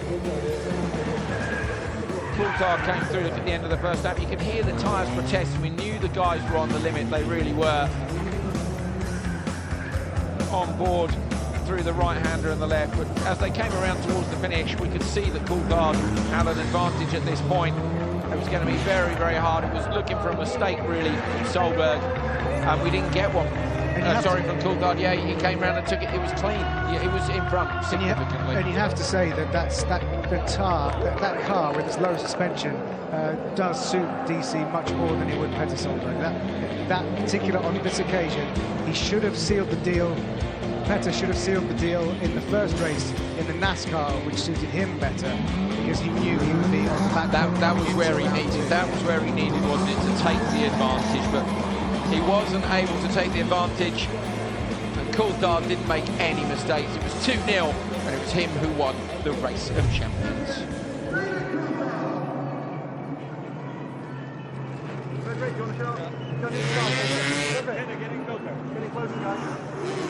Our Richard Mille watch being presented to David Coulthard, new event sponsor, I believe, for this year. Frederick was telling me yesterday, I met Frederick's mum actually yesterday. She's lovely. So 4 generations of Frederick's family here today. Standing on the podium with motocross bikes jumping over your head is, I mean, that's new. We're raising the podium game significantly here, aren't we? You know, we're not with a podium. Let's have some interviews. I think we should fire motocross bikes to the top. Good idea, said someone. I think great though. Each of those bikes should actually have fireworks on them, so that as they're doing a backflip, it fires a firework. And that's next year. That, Neil, is why you're not allowed in the creative department, because back in that fireworks shop. There's a man in the health and safety department who would be having an absolute nightmare if you were in charge of the podium ceremony. But in fact, I imagine the health and safety man's had a nightmare with the podium anyway. Sorry, you're doing what over there? Oh, well, yeah, fine, okay. Great stuff. Actually, really lovely camaraderie between Solberg and Coulthard. There's Terry Grant, look, full on donuts.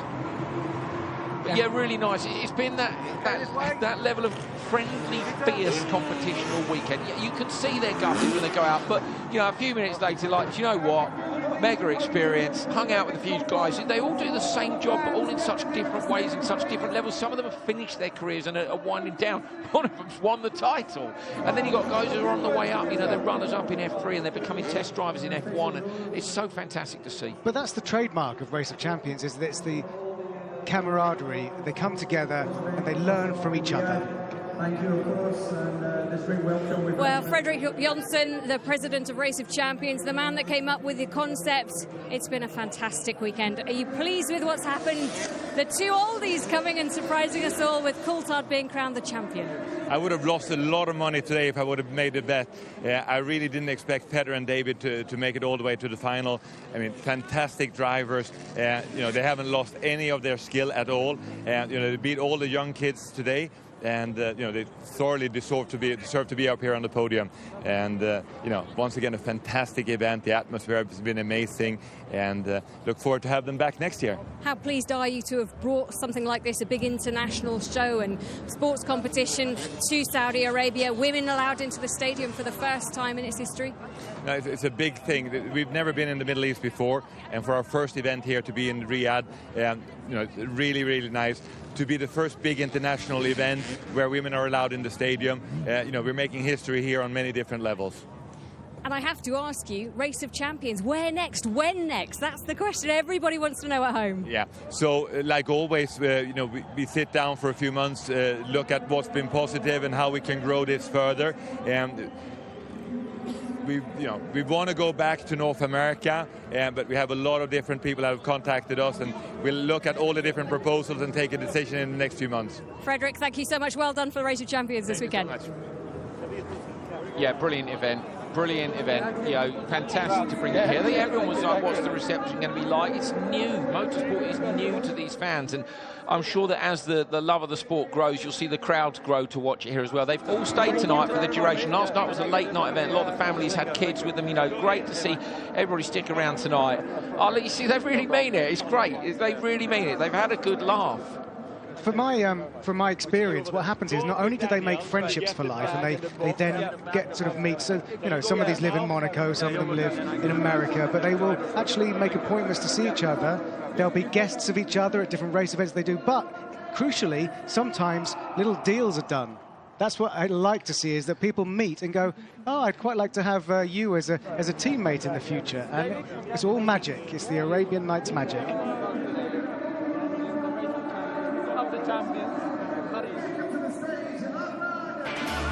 What a weekend. Riyadh, Saudi Arabia, the first time ever that the Race of Champions has come to the Middle East. Yesterday, we had the brilliant ROC Nations Cup. It was a fantastic competition.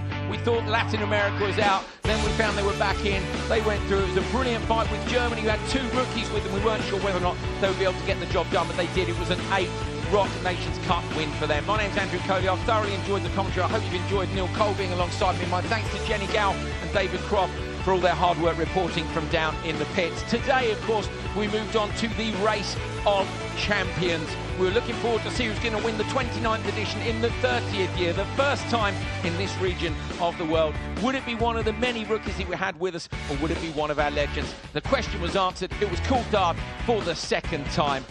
We look forward to seeing you again soon. Where will the Race of Champions be next? Stay tuned to all the social media channels for another fantastic competition next year.